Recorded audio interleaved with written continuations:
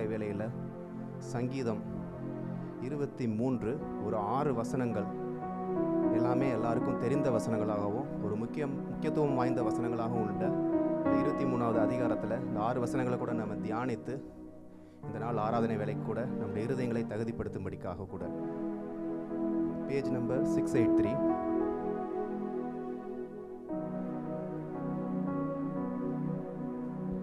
கர்த்தர் என் மேய்ப்பராயிருக்கிறார், நான் தாழ்ச்சி அடையேன்.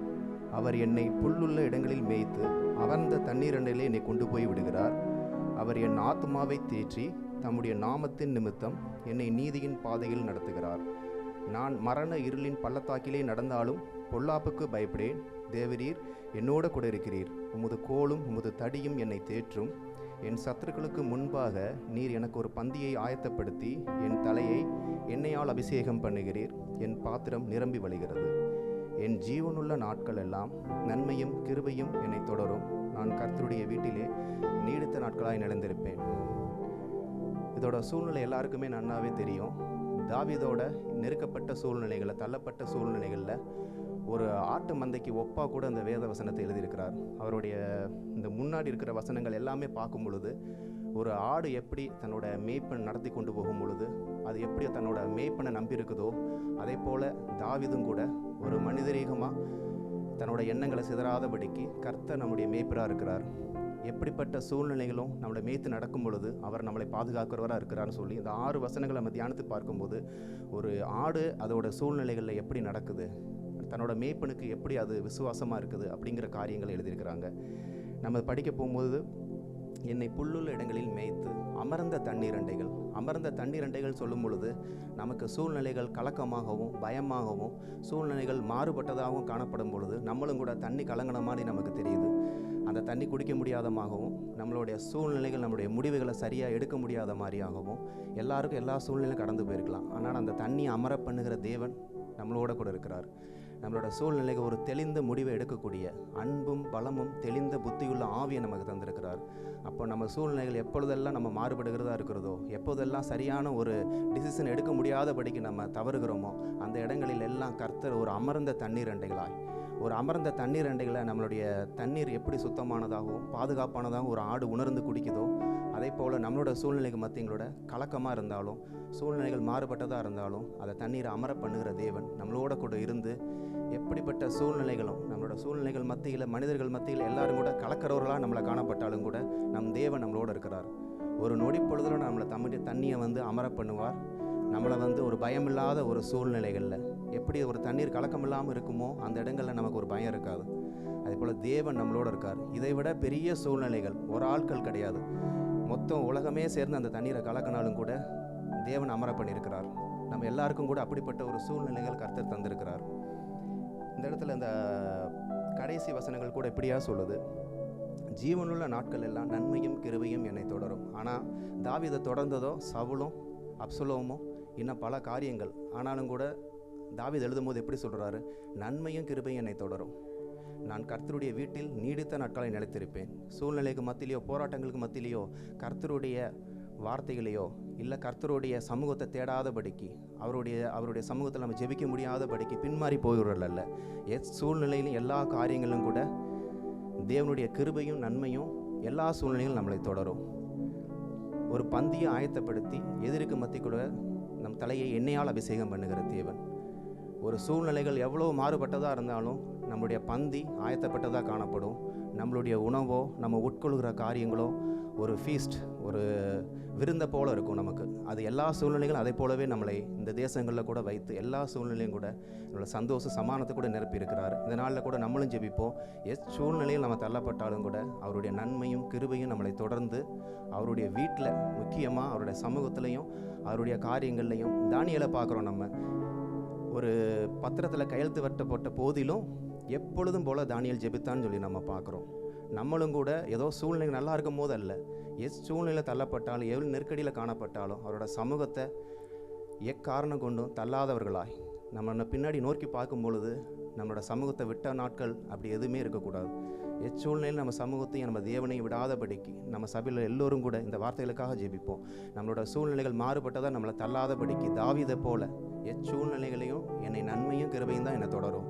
என் சூழ்நிலைகள் நம்மளை தொடர்ந்தாலும் கூட தேவன் நம்மளை நடத்துவாருன்னு சொல்லி கூட இந்த வசனங்களை தியானித்து கூட நம்ம ஜெபிப்போம். கர்த்தாவே ஸ்தோத்திரிக்கிறோமப்பா. இந்த காலை வேளையில் கூட உம்மை நோக்கி பார்க்கவும், இந்த உலகத்தில் எப்பேற்பட்ட தள்ளுதலுக்கு உண்டான காரியங்கள் காணப்பட்டாலும் கூட பயத்தின் மத்தியிலையும் நடுக்கத்தின் மத்தியிலும் வாழ்கின்ற எத்தனையோ ஜனங்களுக்கு மத்தியிலையும் கூட இந்த காலை வேளையோட சமூகத்தை நோக்கி பார்க்கவும், சூழ்நிலைகள் நாங்கள் கர்த்தாவே தள்ளப்பட்டாலும் கூட எங்களை நடத்துகிறவர் நீரப்பா. ஒரு ஆட்டு மந்தையை மேய்ப்பதை போல எங்களை நீ நடத்துகிறீர். என்னுடைய ஆடுகள் எல்லாம் என்னோட சத்தத்திற்கு செவி கொடுக்கும் என்று சொன்னீரப்பா. உங்களோட சத்தத்திற்கு செவி கொடுக்க அந்த நாட்களை கூட நாங்கள் வந்திருக்கிறோம். எங்களுடைய இருதயங்களோட நீர் பேசுங்க. எங்களுடைய வழி நடத்துதல் எங்களை சார்ந்ததாக இல்லாதபடிக்கு ஒவ்வொரு நாளும் கூட உங்களுடைய நடத்துவதற்கு நேராக நாங்கள் ஒப்புக் கொடுக்குறோம் அப்பா. எங்களை தொடர்வது பிரச்சனையோ போராட்டங்களோ சூழ்நிலைகளோ அல்ல, நன்மையும் கிருபையும் இந்த நாட்களுக்குள்ள எங்களை தொடருது என்பதை நாங்கள் நம்பி இருக்கிறோம். எங்களை வெட்கப்படாதபடி செய்யும். இந்த கால வேளை கூட எங்களோட கூட பேசுங்க. உங்களுடைய பிரசன்னத்தை உங்களுடைய தொடுதலை உணரத்தக்கதாய் இந்த ஆராதனை வேலைகளும் ஜெப வேலைகள் செய்தி வேலைகளையும் முழுமாய் பொறுப்படுத்து வர தாமதிக்க ஒவ்வொருவரையும் கர்த்தாவே சபைக்கு எதுவாய் நீ நடத்தவும், இந்த காலை வேளையில் கூட எங்களோட நீர் பேசுவதற்காய் உங்களுடைய வார்த்தைகளுக்காய் நாங்கள் வாஞ்சியோடு வந்திருக்கிறோம். நீருடைய வாஞ்சிக்கிற மான்கள் போல உங்களுடைய வார்த்தைக்காய் நாங்கள் எப்பொழுதும் காத்திருந்து உங்களுடைய வார்த்தைகள் எங்கள் எழுதத்தில் எழுதப்பட்டதா இந்த நாட்களில் மாற எங்களை அர்ப்பணிக்கிறோம் அப்பா. இந்த காலை வேளை கூட ஆராதனை பொறுப்படுத்திக் கொள்ளுங்க. பேசுகிற தாசனை மறைத்து கூட நீர் வெளிப்படவும், இந்த நாளில் கூட எடுக்கிற உபவாச நாட்களில் எங்களோட மாம்சம் மேலோங்கி காணப்படாதபடிக்கு ஆவியினால் நாங்கள் நடத்தப்பட, மாம்சம் ஆவிக்கு விரோதமாகவும் ஆவி மாம்சத்துக்கு விரோதமாக மிச்சிக்கிறது என்று சொன்னீரப்பா. இந்த நாளில் கூட மாம்சத்தின் கிரியைகள் எல்லாம் நாங்கள் ஆவியினால் கூட நாங்கள் நிலைநிறுத்த எங்களை முழுதுமாய் அர்ப்பணித்து ஜெபிக்கிறோம். எங்களோட கூட பேசுங்க, எங்களை வழி நடத்துங்க. உங்களுடைய பிரசனத்தை முழுதுமாய் இந்த ஒரு மணி இந்த ஜெப வேலை முழுவதும் காணப்பட எங்களை அர்ப்பணித்து ஜெபிக்கிறோம். கர்த்தராகிய இயேசு கிறிஸ்துவின் நாமத்தினால் ஜெபிக்கிறோம் நல்ல பிதாவே, ஆமென்.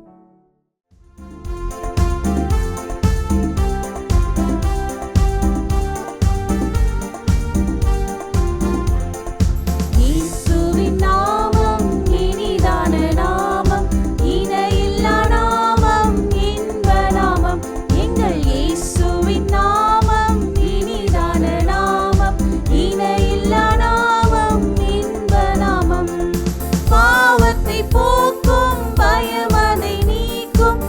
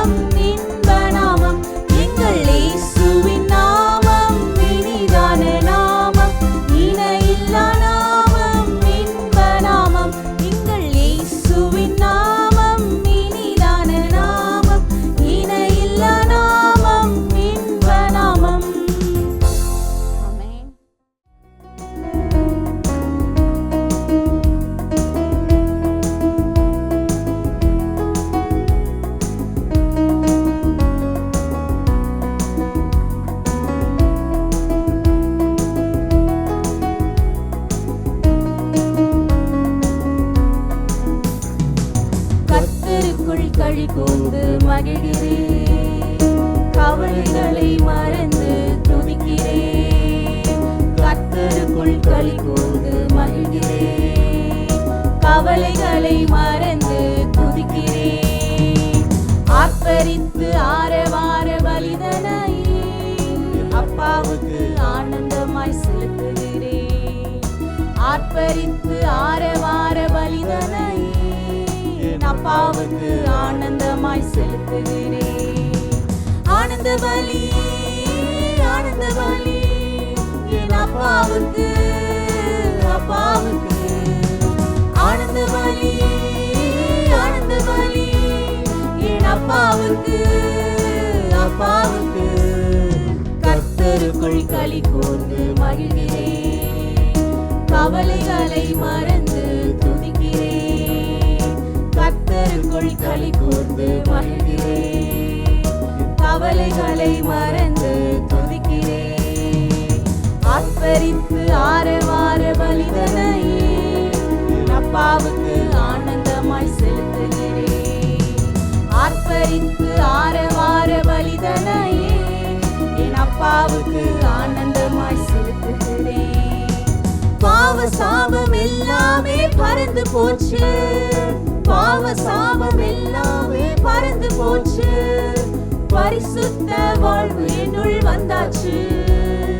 பரிசுத்த வாழ்வு என்னுள் வந்தாச்சு. எனவே கர்த்தருக்குள் களி கூர்ந்து மகிழ்கிறேன். கவலைகளை மறந்து துதிக்கிறேன். கர்த்தருக்குள் களி கூர்ந்து மகிழ்கிறேன். கவலைகளை மறந்து துதிக்கிறேன். ஆர்ப்பரித்து ஆரவார பலிதனை அப்பாவுக்கு ஆனந்தமாய் செலுத்துகிறேன். ஆர்ப்பரித்து ஆரவார பலிதனை அப்பாவுக்கு ஆனந்தமாய் செலுத்துகிறேன். பயமும் படபடப்பும் மூச்சு போச்சு. பயமும் படபடப்பும் மூச்சு போச்சு. பாடுகளை தாங்கும் பலன் வந்தாச்சு. பாடுகளை தாங்கும் பலன் வந்தாச்சு. எனவே கர்த்தருக்குள் களி கூர்ந்து மகிழ்கிறேன். கவலைகளை மறந்து துதிக்கிறேன். கர்த்தருக்குள் களி கூர்ந்து மகிழ்கிறேன். கவலைகளை மறந்து துதிக்கிறேன். ஆர்ப்பரித்து ஆரவார பலிதனை அப்பாவுக்கு ஆனந்தமாய் செலுத்துகிறேன். ஆர்ப்பரித்து ஆரவார பலிதனை என் அப்பாவுக்கு ஆனந்தமாய் செலுத்துகிறேன்.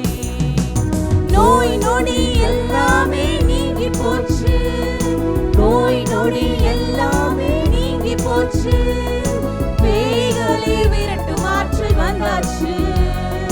பேய்களை விரட்டும் ஆற்றல் வந்தாச்சு. எனவே கர்த்தருக்குள் களி கூர்ந்து மகிழ்கிறேன். கவலைகளை மறந்து துதிக்கிறேன். கர்த்தருக்குள் களி கூர்ந்து மகிழ்கிறேன். கவலைகளை மறந்து துதிக்கிறேன்.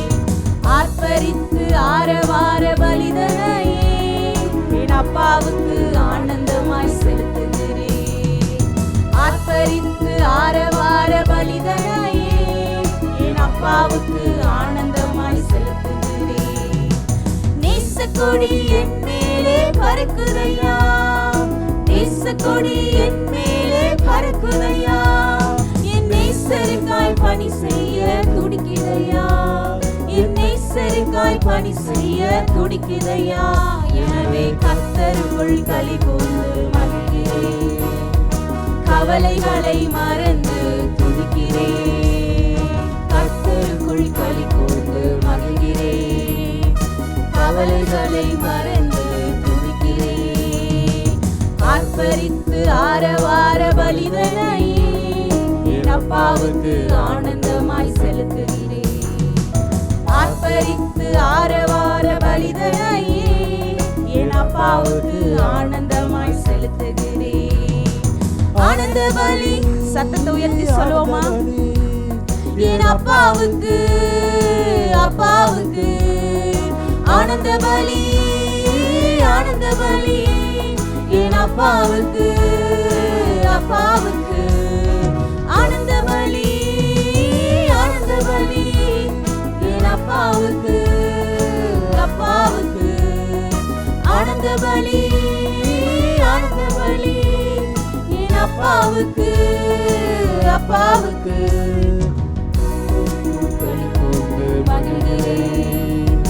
கவலைகளை மறந்து துதிக்கிறேன் கர்த்தருக்குள் களி கூர்ந்து மகிழ்கிறேன் என் கவலைகளை மறந்து துதிக்கிறேன் ஆர்ப்பரித்து ஆரவார பலிதனையே அப்பாவுக்கு ஆனந்தமாய் செலுத்துகிறேன் ஆர்ப்பரித்து ஆரவார பலிதனையே அப்பாவுக்கு ஆனந்தமாய் செலுத்துகிறேன்.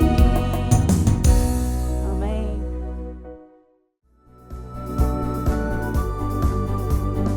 வல்லமை தேவை தேவா வல்லமை தாரும் தேவா இன்றே தேவை தேவா இப்போ தாரும் தேவா இன்றே தேவை தேவா இப்போ தாரும் தேவா பொழிந்திடும் வல்லமை உன்னதத்தின் வல்லமை ஆவியின் வல்லமை அக்கினியின் வல்லமை பொழிந்திடும் வல்லமை உன்னதத்தின் வல்லமை ஆவியின் வல்லமை அக்கினியின் வல்லமை வல்லமை தேவை தேவா வல்லமை தாரும் தேவா இன்றே தேவை தேவா இப்போ தாரும் தேவா இன்றே தேவை தேவா இப்போ தாரும் தேவா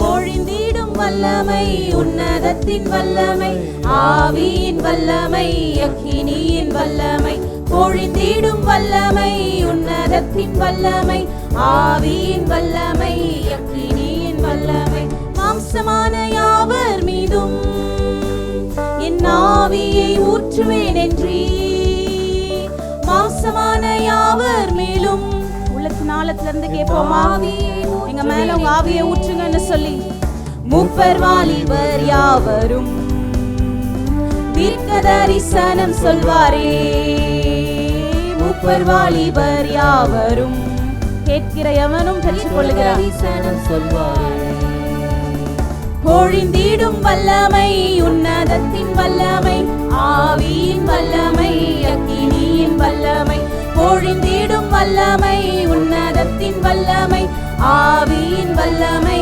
அக்கினியின் வல்லமை பெந்தேகோஸ்தே நாளை போல பெரிதான முழக்கத்தோடே பெந்தேகோஸ்தே நாளை போல பெரிதான முழக்கத்தோடே வல்லமையாக இறங்கி வரங்களினாலே நிரப்பும் வல்லமையாக இறங்கி வரங்களினாலே நிரப்பும் பொழிந்திடும் வல்லமை கேளுங்க உள்ளத்து நாளத்துல இருந்து கேளுங்க என் பிள்ளைகளை நிரப்புங்கன்னு சொல்லி எங்க சின்ன சின்ன பிள்ளைகளை உங்க அபிஷேகத்தினால நிரப்புங்கப்பா வாக்கு தத்தத்தின் ஆவியினால நீங்க நிரப்புங்க கர்த்தாவே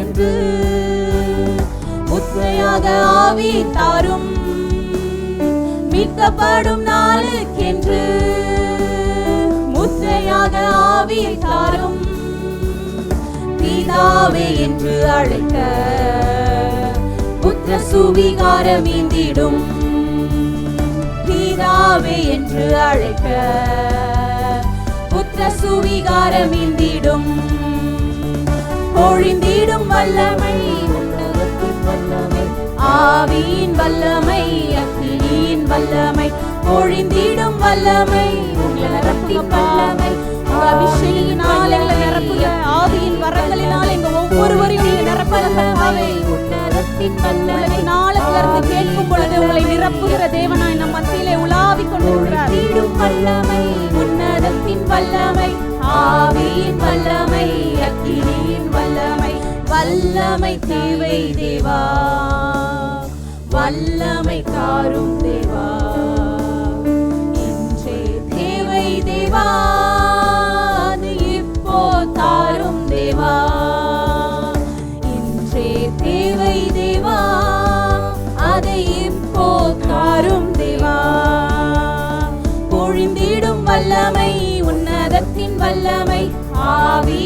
வல்லமை, அக்கினியின் வல்லமை, பொழிந்திடும் வல்லமை, உன்னதத்தின் வல்லமை, ஆவியின் வல்லமை, அக்கினியின் வல்லமை.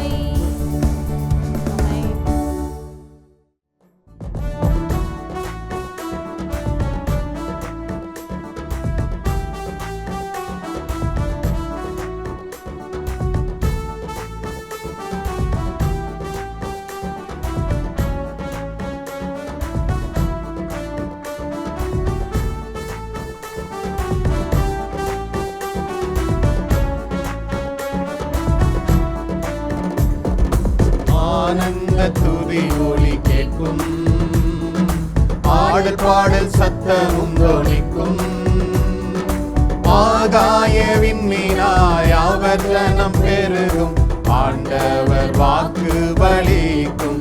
ஆகாய விண்மீனாய் அவர் ஜனம் பெருகும், ஆண்டவர் வாக்கு பலிக்கும்.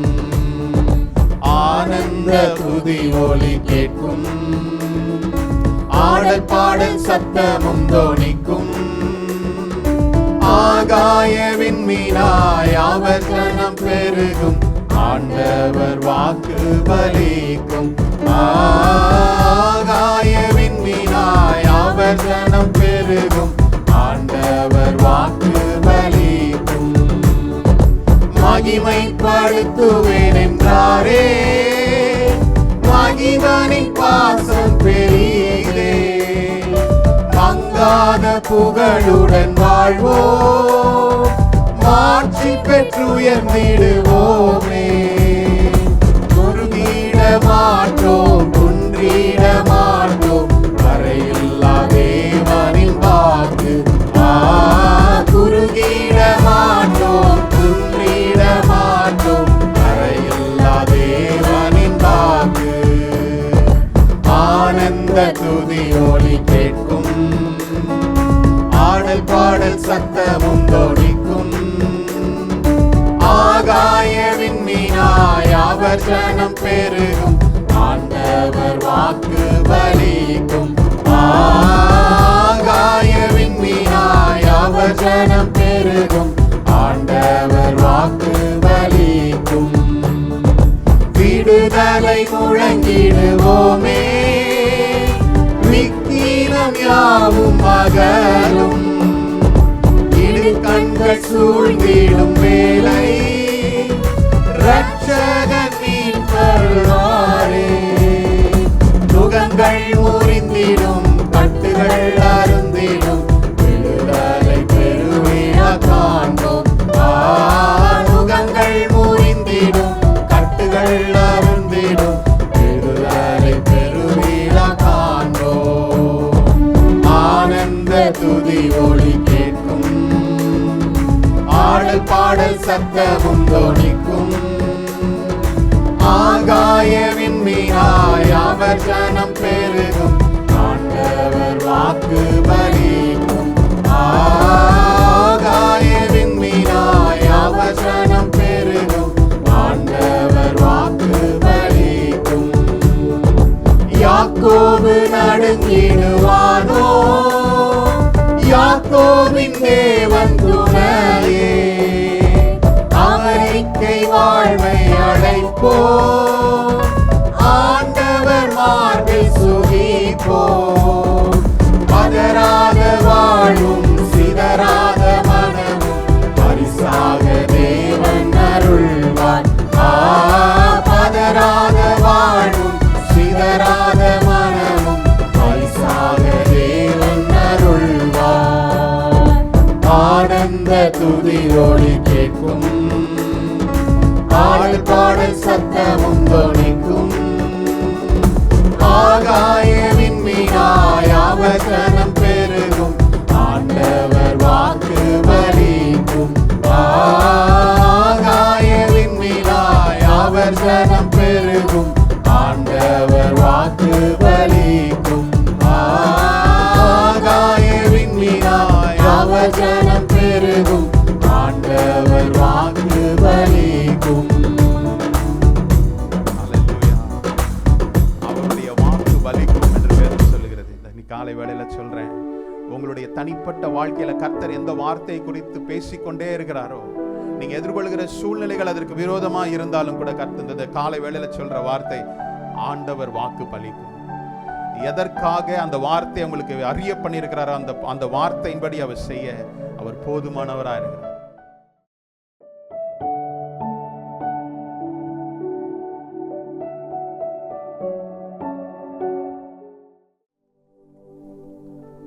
பதறாத வாழ்வும் சிதறாத மனமும் பரிசாக தேவன் அருள்வார். ஆமென். வேற யாரும் கொடுக்க முடியாது. நேற்று நிரவில் அதை குறித்து நான் தியானித்தேன். இதையும் உன்னை நோக்கும் எதிரியின் கண்ணின் முன்னே பதறாதே, அந்த 2 பாடலையும் ஸ்மாஷப் பண்ணி பாருங்க, எவ்வளோ சந்தோஷமாக இருப்பாரு. இதற்கு சூழ்நிலைகளில் பதறாத மனம் சிதறாத வாழ்வு, இதை தேவன் மட்டும்தான் நம்மளுக்கு கொடுக்க முடியும். இருக்க சூழ்நிலைகளில் நம்மளுக்கு முன்னாடி இருக்க எதிரியின் முன் நம் பதறி இல்லாமல் இருக்கிறதுக்கு ஒரே ஒரு காரியம், சொன்ன மாதிரி தேவனுடைய அந்த வார்த்தை தான் நமக்குள்ள இருக்கிறது. கொஞ்சம் எக்கோ அதிகமாக இருக்கும். சங்கீதம் 46:1 வாசிக்கிறேன். 1வது வசனம், தேவன் நமக்கு அடைக்கலமும் பலனும் ஆபத்து காலத்தில் அனுகூலமானவர். ஆகையால் பூமி நிலை மாறினாலும் மலைகள் நடு சமூகத்தில் சாய்ந்து போனாலும் அதன் ஜலங்கள் கொந்தளித்து பொங்கி பெருக்கினால் பருவங்கள் அதிர்ந்தாலும் நாம் பயப்படும். தேவன் அதன் நடுவில் இருக்கிறார், அது அசையாது. அதிகாலையில் தேவன் அதற்கு சகாயம் பண்ணுவார். சேனையின் கர்த்தர் நம்மோடு இருக்கிறார். யாக்கோபின் தேவன் நமக்கு உயர்ந்த அடைக்கலமான. ஒரு நிமிடம் கண்களை மூடி, ஆண்டவரே இந்த காலை வேலைக்காய் நன்றி செலுத்தி உம்மை ஸ்தோத்திரிக்கிறோம் அப்பா. சூழ்நிலைகள் எப்படி இருந்தாலும் எங்கள் தேவன் எங்களோடு கூட இருக்கிறீர். கர்த்தர் எங்களுக்கு அனுகூலமான துணையாக இருக்கிறார். ஆண்டவரே மொழிபெயர்ப்பு சொல்கிற பிரகாரமாய் you are the very present help in our trouble. நாங்கள் தேடி போக வேண்டிய அவசியம் இல்லை, எங்களோடு கூட இருக்கிறீங்க ராஜா. இந்த காலை வேலை எங்களோடு கூட பேசுங்க ராஜா. என்னை மறைத்து நீர் வெளிப்படுவீராக. I must decrease and you must increase O Lord. ஆண்டவரே எங்களோடு கூட பேசுங்க ராஜா. உங்களுடைய வார்த்தைகளை கொண்டு எங்களை பலப்படுத்தும். இயேசு கிறிஸ்துவின் நாமத்தில் பிதாவே, ஆமென். இந்த நாளில் நிறைய காரியங்கள் நம்ம கேள்விப்படுறதுனால செய்திக்கு போகிறது முன்பதாக ஐ வாண்ட் டச் பேஸ் இருக்கிற சூழ்நிலைகளை நாம் பார்த்து அதை என்னன்றது கொஞ்சம் பார்த்துட்டு, இந்த யுத்தங்கள் மற்ற காரியங்களை பார்த்துட்டு கொஞ்சம் பார்க்குறது நல்லா இருக்கும்னு நினைக்கிறேன். ஏன்னா இப்போ இருக்கிற எல்லா செய்திகளும் என்ன இருக்குது, கேட்குற செய்தி எல்லாமே ஒன்று பேட் நியூஸ், இன்னொன்று சேட் நியூஸ், 3வது மேட் நியூஸ். இதுதான் இருக்குது இல்லையா? Either bad sad or mad. கேட்குற நிகழ்ச்சிலாம் அப்படி தான் இருக்குது, அப்படி தான் இருக்குது. இந்த சூழ்நிலையில் அப்போ தேவனை ஆராதிக்கிற தேவனுடைய விசுவாசி எப்படி தன்னை காத்துக்கொள்வான்? இவ்வளவு நாள் வரைக்கும் யாரும் எதுவும் பேசுறது இல்லை. இப்போ எல்லாரும் சொல்கிற காரியம் ஆண்டோடைய வருகை சமயமாக இருக்கிறது. உண்மைதான், தேவன் வரப்போகிறார், ராப்சர் வரப்போகிறது. யாருக்கு அனுப்புகிறாங்க? டெய்லி விசுவாசிகளுக்கு அனுப்பி இருக்கிறதையும் பயமுறுத்துகிற ஆள் தான் நிறைய பேர் இருக்கிறான். தேவன் வரப்போகிறார் என்பதை எப்போதும் நம்ம ஆயத்தமாக இருக்கணும். வெறும் ஒரு யுத்தத்தை பார்க்கறதுனால அடிக்கிறதுனால வரப்போகுது ஆண்டவர் அப்படின்னு அல்ல. ஆனால் இப்போ தான் அந்த மாதிரி இருக்கிறாங்க. யுத்தங்களை பார்க்கும்போது எல்லாருக்கும் அந்த வேலை செய்யுது. உடனே ஒரு யூடியூப் வீடியோவை ரெடி பண்ணி எல்லாருக்கும் அனுப்புங்க. அவங்களையும் பயமுறுத்தி இந்த கொரோனா காலத்தில் ஆரம்பித்த மாதிரி முடிஞ்சதே இதோட சரி, அவ்வளோதான், இனிமேட்டு உலகம் இல்லையா நானுங்க. இதுவரைக்கும் பார்க்காத காரியங்கள்லாம் பார்த்து ஆண்டவர் நம்மை வாழ வைத்து இருக்கிறார். நம்மளுடைய தகுதி இல்லை, நம்முடைய காரியங்கள் இல்லை, தேவனுடைய சித்தமே எல்லாவற்றையும் தாங்குகிறதா இருக்கிறது. ஸோ யுத்தங்களை போகிறதுக்கு முன்பதாக இந்த யுத்தங்கள் ஏன் வருகிறது என்று பார்ப்போம். யாக்கோபு 4:1 இப்படியாக சொல்லுகிறது. யாக்கோபு 4:1 உங்களுக்குள்ளே யுத்தங்களும் சண்டைகளும் எதனாலே வருகிறது? உங்கள் அபயங்களில் போர் செய்கிற இச்சைகளினால் அல்லவா? யுத்தம் ஆரம்பிக்கிறது வெளியில் ஆரம்பிக்கிறது. நம்ம கேட்குற இந்த சவுண்டு எல்லாம் இப்போ சவுண்ட் எக்ஸ்பர்ட் ஆகிட்டாங்க இல்லையா? என்ன சவுண்ட் இது? வீட்டில் இருக்கும்போதே கேட்குறோம், எந்த சவுண்ட், என்ன சவுண்டியா, என்ன வருகிறது, இல்லை வீட்டில் யாரும் டோர் மூடுற சவுண்டா, இல்லை வெளில இருக்க சவுண்டா, என்ன சவுண்டுன்னு எக்ஸ்பர்ட் ஆகிட்டாங்க எல்லாரும் இருக்கும் பொழுது. ஒன்றும் இல்லைன்னு சொல்லிட்டு. அப்போ அந்த இந்த வர்றதுக்கு முன்பதாக எங்கேருந்து இதெல்லாம் உருவாகுது? மனிதனுடைய இருதயத்தில் இச்சைகள் வர்றதுனால தான் இந்த யுத்தமே உருவாகுதுன்னு பார்க்குறதுக்கு ரூட் காஸ் என்ன? யாரோ ஒரு மனுஷன் நினைக்கிறான், இவன் எனக்கு கீழ்படுறது இல்லை, நான் இவனை எதிர்த்து நிற்கிறோம், நான் ரொம்ப பெரிய ஆளுன்ற எண்ணம் எவனோ ஒரு மனிதனுக்குள்ளே வருது. மேனிஃபெஸ்டேஷனுக்கு முன்னாடி அவனுக்குள்ளார கன்செப்ஷன் வருகிறது. நான் சொல்கிறது உங்களுக்கு புரியுதா? வெளிப்படுறதுக்கு முன்பதாக உள்ளார ஒரு எண்ணம் மனசுக்குள்ளே வருது. இவனை எதிர்த்து நான் பேசணும், இவன் எனக்கு மோசமாக இருக்கான்ற ஒரு ஈகோ அல்லது என்னை குறித்த ஒரு பெருமை எண்ணங்கள் வர்றதுனால நான் இப்போ மோதி பார்க்கலாம், நான் அவனோட மோதி பார்க்கலான்ற எண்ணம் வர்றதுனால தான் எல்லா இடத்துலையும் பிரச்சனை ஆரம்பிக்குது. அது ஒரு தனி மனிதனுக்குள்ளே ஆரம்பித்து கொஞ்சம் கொஞ்சமாக அந்த குரூப்பில் இருந்து பரவி அது அப்படியே மாறி அந்த நாடுகளுக்கு போய் ஒரு நாடுக்கு விரோதமாய் இன்னொரு நாடும், ஒரு தேசத்துக்கு விரோதமாய் இன்னொரு தேசம் போகுது. வீட்டுக்குள்ளேயும் அப்படி தான் இருக்குது இல்லையா? முதல்ல ஆரம்பிக்கிறது ஒன்றே ஆரம்பிக்கிறது இல்லை, ஒருத்தர் தனி மனிதனுக்கு இடையில உள்ள காரியங்கள் தான் ஆரம்பிக்குது. யுத்தம் ஆரம்பிக்கிற காரியம் அப்படி தான் இருக்குது. ஆனாலும் இந்த காரியங்களை தேவன் அறிந்திருக்கார். நம்ம நினைக்கிறோம் யுத்தம் வந்தது ஆண்டவருக்கு தெரியல அப்படின்னு சொல்லிட்டு. தேவன் எல்லாவற்றையும் காண்கிற பார்க்கிற ஒரு தேவனாக இருக்கிறார். மத்தேயு 24 அதிகாரத்தை கொஞ்சம் வாசி, 24:6-7 கொஞ்சம் வாசிங்க. மத்தேயு 6 24 அதிகாரம் 6-7. இந்த 24 தான் எல்லாம் ஆண்டவருடைய வருகையை, அவருடைய எல்லா காரியங்களும் சொல்றதா இருக்குது. யுத்தங்களையும் யுத்தங்களின் செய்திகளையும் கேள்விப்படுவீர்கள். கலங்காதபடி எச்சரிக்கையாயிருங்கள். இவைகளெல்லாம் சம்பவிக்க வேண்டியது, ஆனாலும் முடிவு உடனே வராது. ஜனத்துக்கு விரோதமாய் ஜனமும் ராஜ்யத்துக்கு விரோதமாய் ராஜ்யமும் எழும்பும். பஞ்சங்களும் கொள்ளை நோய்களும் பூமி எதிர்ச்சிகளும் பல இடங்களில் உண்டாகும். ஆண்டவர் என்ன சொல்றார்? யுத்தங்களையும் யுத்தத்தினுடைய காரியங்களையும் குறித்து நீங்கள் கேள்விப்படுவீர்கள். அதோட என்ன, அவைகள் சம்பவிக்க வேண்டியது, அது நடக்கதான் செய்யும், யுத்தங்கள் வரதான் செய்யும். ஆனால் என்ன சொல்றாரு? See that you are not troubled. இவைகளின் மத்தியில் நீங்கள் பயப்படாமல் இருக்க பாருங்கன்றத முதல்ல தேவன் சொல்றாரு. எப்பயுமே ஆண்டவர் ஐயோ யுத்தம் வந்துருச்சுப்பா, உலகம் அழிஞ்சிருச்சு, நீங்க போக போறீங்க அப்படின்னு பயமுறுத்துகிற தேவன் அல்ல. அவர் எப்படி சொல்றாரு பாருங்க. ஆனாலும் கூட அந்த see that you are not troubled எப்படி இருக்கு பாருங்க அந்த வார்த்தை. ஆனால் நீங்கள் கலங்காதபடி எச்சரிக்கையா இருங்கன்னு சொல்லுகிறார். பயப்படாதீர்கள் என்பது ஒரு ஆலோசனையாய் தேவன் சொல்லவில்லை. என்ன சொல்றாரு? ஒரு கட்டளையாக, ஒரு கமாண்ட்மெண்டா சொல்றாரு. நீங்கள் பயப்படாதபடி எச்சரிக்கையாயிருங்கள், வார்னிங்காக, ஒரு காஷனாக அவர் சொல்றார். நம்ம பல நேரங்களில் தேவன் சொல்றது நம்ம ஆலோசனை நினைக்கிறோம். It's a commandment. நீங்க பயப்படாம இருங்கன்றார். முதல்ல யுத்தங்கள் வரதான் செய்யும். உனக்கும் எனக்கும் மற்றவனுக்கு என்ன வித்தியாசம்? நான் தேவனை விசுவாசிக்கிற எனக்கும் விசுவாசிக்காத மனிதனுக்கு என்ன வித்தியாசம் இருக்குது? அவன் உலகத்தினுடைய காரியங்கள் என்னென்ன சேட் பேட் நியூஸ் இருக்குதோ அதுக்கு ஏற்றபடி அவன் ரியாக்ட் பண்ணுவான். ஆனால் நான் எப்படி அழைக்கப்பட்டிருக்கிறோம்? தேவனுடைய வார்த்தையை கேட்டு அதன்படி நடக்கிறவர்களாய் தேவனை அழைக்கிறார். அவர் சொல்ற காரியம் தான் நடக்க தான் செய்யும். ஆனால் நீங்கள் கலங்காமல் இருங்கன்றார். ஆனால் இருக்கிற சூழ்நிலை என்ன, வரப்போகிறார், இதோட முடிஞ்சிருது, எவ்வளோ மக்களை பயமுறுத்துறாங்க இதாக போகுதுன்னு சொல்லிட்டு. இந்த சூழ்நிலை நம்மளுக்கு தேவை. இதெல்லாம் எழுதப்பட்டிருக்குது பாருங்க. 10 கன்னிகைகளை குறித்து நீங்கள் கேள்விப்பட்டிருக்கலாம். அவர்கள் எப்படிப்பட்ட 5 கன்னிகைகள் எப்படி இருந்தாங்க? புத்தி உள்ளவர்களாக இருந்தாங்க. மற்ற 5 பேரும் அவங்க முட்டாளாக இருந்தாங்களா? எல்லாம் ஒரே மாதிரி தான் இருந்தாங்க. பைபிள் எங்க திரும்ப எல்லா 10 கன்னிகைகளும் ஒரே மாதிரி தான் இருந்தாங்க. எங்க வித்தியாசம் வருகிறது? எல்லாரும் நார்மல் லைஃப் தான் வாழ்ந்தாங்க. ஆனால் மணவாளன் வரப்போகிறார் என்ற ஒரு செய்தி வந்ததுக்கு அப்புறம் எல்லாரும் அவர் பின்னாடி போறாங்க. ஆனால் அந்த கதவு மணவாளன் வந்ததுக்கு அப்புறம் போகும் பொழுது இவங்களுடைய விளக்குல எண்ணெய் இல்லை. அப்ப என்ன கேட்கறாங்க? எங்களுக்கு கொஞ்சம் எண்ணெயை கொடுங்க என்று கேட்கிறாங்க. அதுதான் கிறிஸ்துவ அனுபவம். நான் தான் தேவனோடு நன்றாக நடக்க வேண்டுமே தவிர அடுத்தவங்களுடைய அனுபவத்தை நான் கடன் வாங்க முடியாது. நல்லா புரிந்து கொள்ளுது. இப்போ இருக்க சூழ்நிலைகளை நம்ம கேட்குற காரியங்கள் மற்றவங்க சொல்கிற காரியங்கள் அல்ல. என்னுடைய நடவடிக்கை, என்னுடைய கிறிஸ்துவ வாழ்க்கை கிறிஸ்துவோடு இருக்கும் பொழுது நான் ஏன் அவர் வர்றதை குறித்து பயப்படணும்? நான் ஏன் அந்த ராட்சரை குறித்து பயப்படணும்? அந்த நம்பிக்கை எத்தனை பேருக்கு இருக்குது? இதுதான் கிறிஸ்துவ விசுவாசம். உங்களுக்கு புரியுதா? இல்லைன்னா பயந்துட்டு தான் இருப்போம். ஐயோ வரப்போறாருங்க, நிறைய ஃபில்மை போடுவோம், அப்போ தான் அது மாறப்போகுது, என்னென்னவோ பிரசங்கத்தை பண்ணுறான்னு கேட்டு. தேவனுடைய ஜனங்கள் நாம் வர்றதுக்கு முன்னாடி ஆயத்தமாக இருக்கிறோம். ஒரு திருடன் வருகிறான் என்றால் நம்ம எப்படி இருப்போம்? முதல்ல ஆயத்தமாக இருக்கிறோம். அவன் வந்து அடிச்சு போட்டுவான்னு சொல்லிட்டு. இல்லை திருடன் வெளியே நிற்கிறாங்க, நான் இப்போ எக்ஸசைஸ் பண்ணி என் பாடியை பில்டு பண்ணுறேன் அப்படின்னா எப்படி இருக்கும்? அவன் வீட்டுக்குள்ளே வந்து அடிச்சுட்டு போயிடுவான். தேவன் எல்லாவற்றையும் ஆயத்த பண்ணி வைக்கிறார். இதுதான் நம்ம புரிந்து கொள்ளணும். விசுவாசிகளுடைய காரியம் என்ன? தேவன் எப்படிப்பட்டவர்? உலகம் எப்படி மாறினாலும், எப்படி அசைந்தாலும், குலுங்கினாலும், அந்த சங்கீதம் சொல்லுது பாருங்க, பூமியை 46 அந்த வசனம் சொல்ற மாதிரி, பூமிகள் குலுங்கினாலும், அதன் 3ஆம் வசனம் 46:3, சங்கீதம் 46:3, அதன் ஜலங்கள் கொந்தளித்து பொங்கி அதில் பெருக்கினால் பர்வதங்கள் அதிர்ந்தாலும் நாம் பயப்படும். உலகம் அதிர்ந்தாலும், உலகம் எல்லாம் செய்தாலும் நாம் பயப்படும். ஷேக் பண்ணாலும் நாங்கள் பயப்பட மாட்டோம். சங்கீதம் 46 குறித்து ஒரு ஸ்டோரியை சொல்லுவாங்க. உங்களுக்கு தெரியுமான்னு தெரியல. ஷேக்ஸ்பியரை பற்றி உங்களுக்கு யாருக்கும் தெரியுமா? ஷேக்ஸ்பியரை யாருக்கும் தெரியாது? ஷேக்ஸ்பியர் யாருக்கும் தெரியாதா? ஓகே, ஒரு இங்கிலீஷ் பாயிண்ட் ஆகும். திரும்ப யாருக்கும் படிச்சிருக்கீங்க, ஸ்கூலில் படிச்சிருப்பீங்க. இந்த சங்கீதத்தை எழுதும்போது இதில் ஆங்கில மொழிபெயர்ப்பில் கிங் ஜேம்ஸோ இல்லை எதுலையும் படிச்சிங்கன்னா ஷேக்குன்ற இந்த வார்த்தையும் அடுத்தது ஸ்பியர்ன்ற ஒரு வார்த்தையை, பிள்ளை ஒடிக்கிறார் யுத்தத்தை முறிக்கிறார்னு சொல்லிட்டு 46ஆவது சங்கீதத்தில் ஷேக்ஸ்பியரோட 46ஆவது வருடத்தில் இந்த சங்கீதத்தை எழுதுனாங்கன்னு சொல்லிட்டு ஒரு கதை கட்டிட்டாங்க. 1610 இந்த பைபிள் மொழிபெயர்க்கப்பட்ட போது, ஆங்கிலத்தில் மொழிபெயர்க்கப்பட்ட பொழுது அவருடைய வார்த்தை ஷேக்குன்ற வார்த்தையும் ஸ்பியர்ன்ற வார்த்தையும் அவர் எப்படியோ தம் பேர் அதில் இன்ஸ்கிரைப் பண்ணிட்டார் கொண்டு போய் அந்த சங்கீதத்தில்.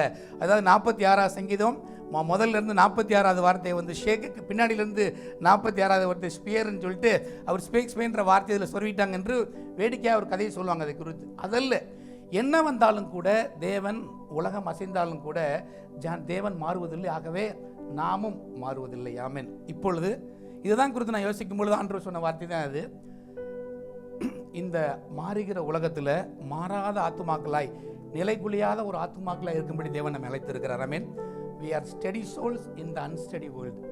ஆமென். இதை குறித்து தான் இன்னைக்கு ஆண்டவர் நம்மோடு கூட பேசுகிறார். வாசிப்போம். நம்மளுக்கு தெரிஞ்ச எல்லா ஒரு பகுதி தான் 42. ஆகவே நாம் பயப்பட மாட்டோம். 2ஆம் வசனம் எப்படி சொல்லுது பாருங்க. ஆகையால் பூமி நிலை மாறினாலும் நாங்கள் பயப்பட மாட்டோம். ஏனென்றால் தேவன் எப்படிப்பட்டவராக இருக்கிறார்? அனுகூலமான துடைன்றது போட்டிருந்தா கூட மொழிபெயர் இஸ் வெரி பிரசன்ட் ஹெல்ப், உடனடியாக இருக்கிறார். எல்லா நேரங்களிலும் அவர் நமக்கு அவைலபிளாக இருக்கார். நான் பிஸியாக இருக்கிறேன், என்னால் ரீச் பண்ண முடியாது, நான் ஓவர்வெல்ம் ஆகிட்டேன், ஸ்ட்ரெச் ஆகிட்டேன் அப்படின்னு இல்லை. எல்லா டிஃபென்ஸ் சிஸ்டத்துக்கும் ஒரு லிமிட் கெப்பாசிட்டி இருக்குது இல்லையா? அது என்ன டிஃபென்ஸாக இருந்தாலும் பரவாயில்ல. அவன் சொல்கிற மாதிரி அது வந்து அயன் டோமாக இருந்தது எல்லாம் ஓவர் ஸ்ட்ரெச் ஆனால் என்ன ஆகும்? அதுக்குன்னு ஒரு என்டியூரன்ஸ் லிமிட் இருக்குது. அதை கிராஸ் பண்ணிச்சுன்னா அது ஃபெயில் ஆயிரும். ஆனால் தேவன் ஒருவரே எல்லா சூழ்நிலைகளுக்கும் எல்லாவற்றுக்கும் மேலாக தாக்கு பிடிக்கிறவராய் நம்மை பாதுகாக்கிற ஒரு தேவனாக இருக்கிறார். ஆகவே இந்த நேரத்தில் இந்த மாறுகிற இந்த உலகத்தில், இந்த அன்ஸ்டடி வேர்ல்டில் தேவனுடைய ஆத்துமாக்கள், தேவனுடைய பிள்ளைகள் எப்படி இருக்கணும், அவர்கள் எப்படி தேவனிலிருந்து பலத்தை பெற்றுக்கொள்ளும் என்று நம்ம தியானிப்பது நம்முடைய ஆவிக்குரிய வாழ்க்கைக்கு ரொம்ப பிரயோஜனமாக இருக்குன்னு நினைக்கிறேன். நம்மளுக்கு தெரிஞ்ச ஒரு பகுதி தான், எல்லாமே தெரிஞ்ச பகுதிகள் தான், வேறு எங்கேருந்து பிரசங்கம் பண்ணுறது? ஆதியாகமத்தினுடைய புஸ்தகம் 26வது அதிகாரத்தில் ஒரு சில பகுதியில் நம்ம வாசிப்போம். முதல்ல ஈசாக்குடைய லைஃப்லேருந்து சில காரியங்களை நம்ம தியானிக்கலாம். ஈசாக்கு அவர் எப்படி ரெஸ்பாண்ட் பண்ணான்னு சொல்லிட்டு. ஒரு விசுவாசியினுடைய காரியங்கள் இந்த உலகத்தின் நன்று ஸ்டேபிளாக இருக்கிறதுனால இல்லை. நேற்று ஒரு ஸ்டேட்மெண்ட்டை பார்த்தேன், கவர்மெண்ட் ஸ்டேட்மெண்ட்டில் அவர் relationship with the other countries not going to be same like pre-28 Februaryன்றாங்க அந்த அம்மா. ஒரு மினிஸ்டர் சொல்கிறாங்க, நீங்கள் எல்லாம் பார்த்துக்கலாம், அஃபிஷியல் ஸ்டேட்மெண்ட் தான், அதனால் தைரியமாக நான் சொல்லலாம். 28 February வரைக்கும் இந்த ஊர் எப்படி இருந்தது? எப்படி இருந்தது? ரொம்ப அருமையான, செழிப்பான, பாதுகாப்பான, ஃப்ளரிஷாக இருக்கிற ஒரு நாட்டுன்றது. ஆனால் ஒரு சில நொடி பொழுதில் எல்லாமே தலைகளாக மாறி போச்சு. எல்லாத்தையும் எவாக்குவேட் பண்ணுன்றான், ஓடி போகிறான், வெள்ளைக்காரெல்லாம் ஓடுறாங்க, எல்லாம் ஒத்துணுமே இல்லை, எல்லாம் ஓடிடுங்கன்றான்.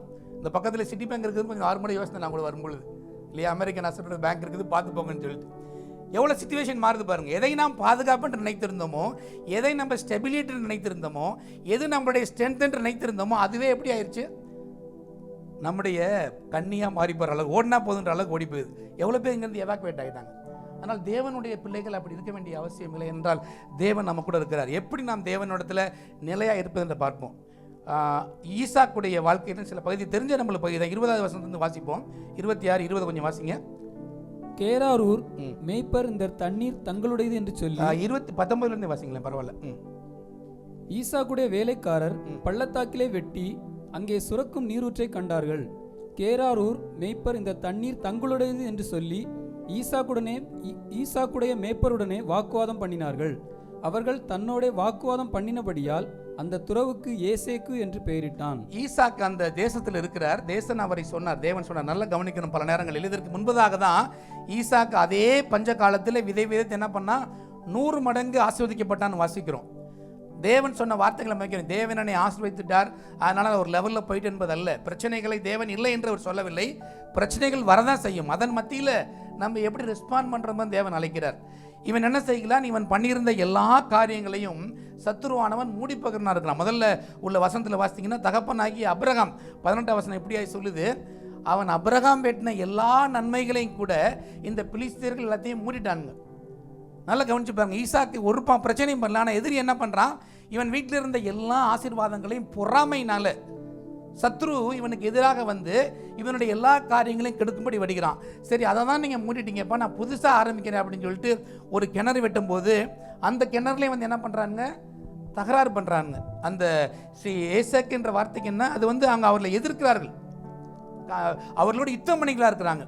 ஈசாக்கு என்ன செய்யணும்? தேவனை ஆசீர்வதித்தது. முதல்ல உள்ள அது வசந்த நீங்கள் வாசித்தா உங்களுக்கு புரியும். அந்த இடத்துல தேவன் அவர்களை ஆசீர்வதித்து பெருக செய்திருக்கான்னு சொல்லலை. இவ்வளோ கேணியம் ஒரு கிணறை வெட்டி முடிச்சதுக்கப்புறம் அவர் போனால் கூட சரி பரவாயில்ல போகட்டும் என்று அவர் விட்டு என்ன பண்ணுறாரு? அடுத்ததா 2வது இடத்துக்கு போகிறார். அடுத்த வசனத்தை வாசிங்களேன். வேறொரு துறவை வெட்டினார்கள், அதை குறித்தும் வாக்குவாதம் பண்ணினார்கள். ஆகையால் அதற்கு சித்தனா என்று பெயரிட்டான். நல்ல கவனிங்க. ஒரு பிரச்சனை ஏசேக்கு என்று வருகிறது. அந்த இடத்துல நம்ம என்ன பண்ணுவோம்? இது நான் பண்ண இடம், இது நான் செய்த இடம் என்று அவனோடு சண்டை போவதற்கு நம்ம ஆயத்தமாக இருப்போம் இல்லையா? பல நேரங்களில் என்னுடைய உரிமை, சில பேர் சொல்லுவாங்க என்னுடைய உரிமையை விட்டுறக்கூடாதுங்க. வீடுகளை நிறைய பார்க்கலாம். பிரச்சனைகள் வரும்போது என் உரிமை நான் விட்டுறக்கூடாது. அது எப்படிங்க? உங்கள் வீட்டோட சொத்தை நீங்கள் விட்டுற முடியுமா? வீட்டில் இருந்தால் பிரச்சனை ஆரம்பிக்கும். ஏற்கனவே சொன்ன மாதிரி இச்சை எங்கே எதனால் இச்சம் வருகிறது? இச்சையினால் வருகிறது. எனக்குரிய பங்கு நீங்கள் கொடுக்க வேணாமா?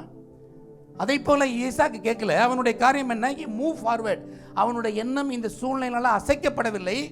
பரவாயில்லப்பா, நீங்கள் என்னோட யுத்தம் பண்ணால் கூட, ஈசாக்கு என்றால் கன்டென்ஷன், அந்த எதிர்த்தா கூட பரவாயில்ல, ஈசாக்கு தொடர்ந்து நகர்கிறவனாய் மூவ் பண்ணுறவனாய் இருக்கிறான் வாழ்க்கையில். நல்ல கவனிங்க. பல நேரத்தில் பிரச்சனைன்னு வரும்போது நாம் எப்படி இருக்கிறோம், எப்படி ரெஸ்பாண்ட் பண்ணுறோம். ஈசாக்குடைய வாழ்க்கை எப்படி இருக்கு? தொடர்ந்து அடுத்த ஒரு கிணறை வைக்கிறான். அதுக்கு என்ன சொல்கிறாங்க?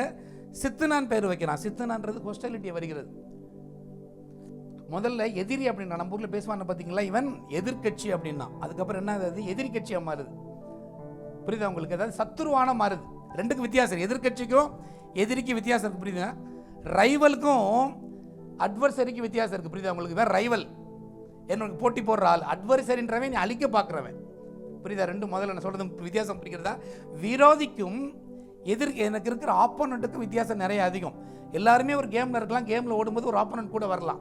ஆனால் இவனுடைய அட்வர்சரியாக அவங்க மாறுறாங்க. ரெண்டாவது சித்தனா என்பது அதை குறிக்கிறது. எதிரியாக மாறுறான். முதல்ல சண்டை பண்ணி இவனை விட்டுட்டான், அடுத்தது ஒரு லெவல் மேலே போய் இவனை அழிக்கும்படி வருகிறான். இதெல்லாம் நம்மளுக்கு தெரிஞ்சதானே அப்படின்னு நினைக்கிறீங்க இல்லையா? தொடர்ந்து பார்ப்போம். ஆனால் நம்ம எப்படி ரெஸ்பாண்ட் பண்ணோம் இந்த இடத்துல? நம்ம எப்படி ரெஸ்பாண்ட் பண்ணோம்? ஒரு தடவை பண்ணிட்டோம், அடுத்த வாட்டி மூணாவது அடுத்ததையும் வாசிங்க. தொடர்ந்து 21:2 வாசிங்க. பின்பு அவ்விடம் விட்டு பெயர்ந்து போய் வேறொரு துறவை வெட்டினான். அதை குறித்து அவர்கள் வாக்குவாதம் பண்ணவில்லை.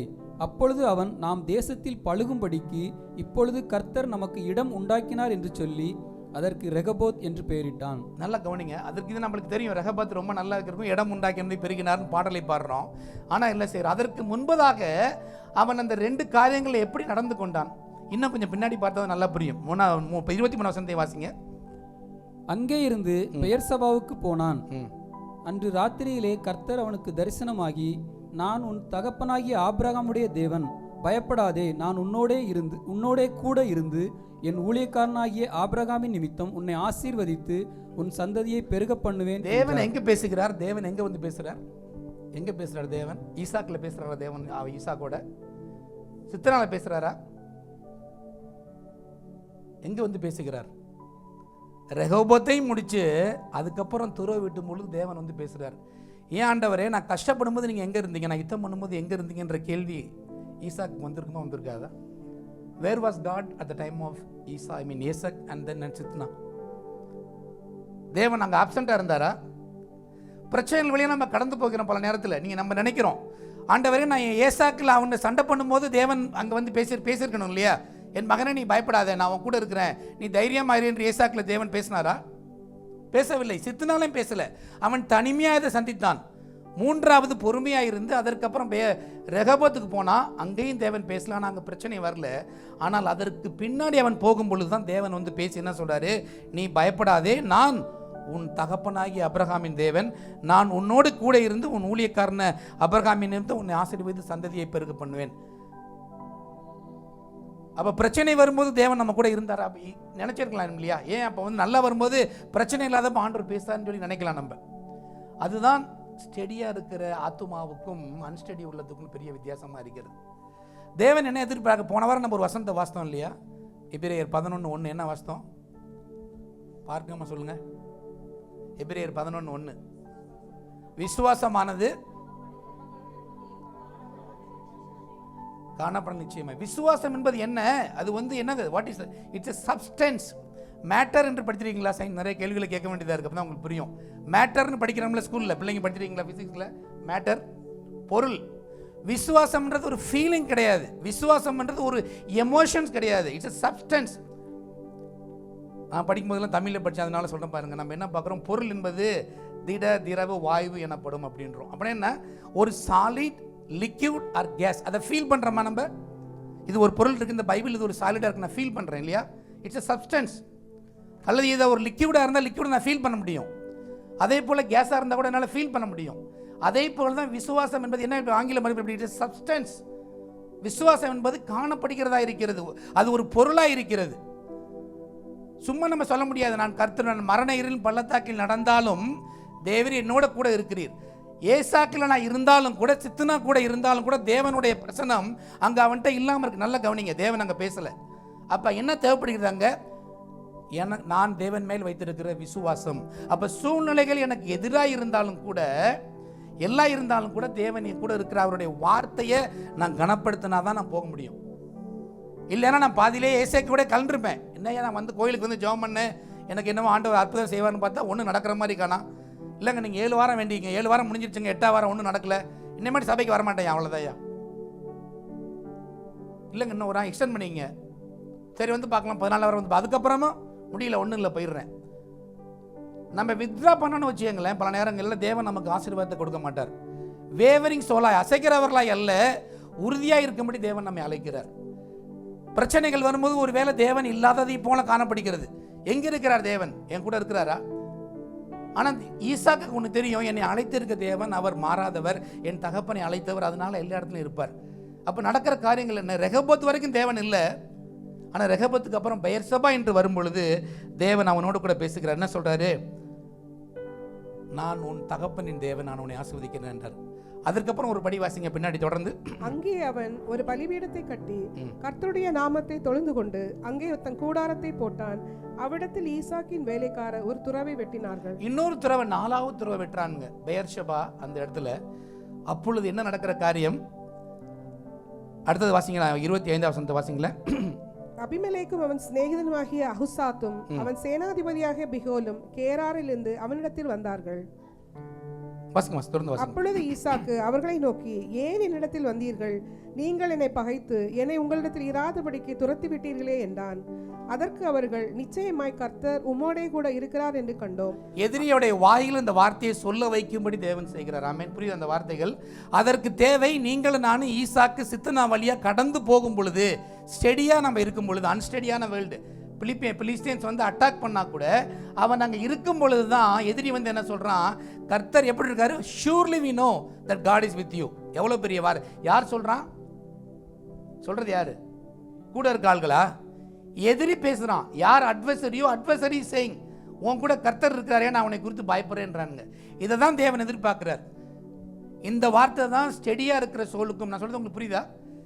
அரை செய்யாத ஒரு ஆத்துமாவுக்கும் கர்த்தரை நம்பி இருக்கிறவனும் மற்றவனுக்கும் பெரிய வித்தியாசமா இருக்குது. ஆகவே தேவனுக்கு நாம் உறுதியா இருக்கும்போது, ஒருவேளை ஈசாக்கு சித்தனாவுடைய போதும்னு வித்ரா பண்ணியிருந்தா அவனுக்கு ரெகபோத் கிடைச்சிருக்காது. ஈசாக்கு போதும் என்ற ஏசக் அப்படின்னு போதும்னு நினைச்சா வித்ரா பண்ணி போயிருந்தானா அவனுக்கு தேவனுடைய வார்த்தை இருந்திருக்காது. பல நேரத்தில் நம்ம எப்படி சஸ்டெயின் பண்றோம், எப்படி தாக்குப்பிடிக்கும் என்பது ரொம்ப முக்கியமான ஒரு காரியமா இருக்குது. இன்றைக்கு கார்ப்பரேட் வேர்ல்டாக இருந்தாலும் சரி, இல்லை செக்யூலர் வேர்ல்டாக இருந்தாலும் சரி, ஸ்பிரிச்சுவல் வேர்ல்டாக இருந்தாலும் சரி, we have to prevail over the situation. அதான் தேவன் சொல்றார், சூழ்நிலைகளை மேற்கொள்ள, see that you are not troubled. அப்படின்னா எப்படி எனக்கு வரும்? பார்த்து நீங்கள் மேலே போகும்போது பயப்படாம எப்படி எனக்குள்ள அது வரும்? எனக்குள்ள அந்த பழக்கம் இருந்தால் தான் அது வரும். இல்லைன்னா ஓடி போயிடுவாங்க எல்லாரும் இல்லையா? நம்ம கிதியோனை குறித்து பார்க்கும்போது இவனை ஓடிடுவான், எல்லாம் ஓடிடுவாங்க. அதுதான் நாம் தேவனுடைய வார்த்தை கேட்டு அசையாமல் இருக்கிறோம். பதறாத வாழ்வும் சிதறாத மனமும், அதுதான் இருக்க முடியும். இல்லைன்னா எப்பயுமே நான் பதறிக்கொண்டு தான் இருப்பேன், சிதறிக்கொண்டு தான் இருப்பேன், எனக்கு கிடைச்சா போதும்னு நினைப்பேன்.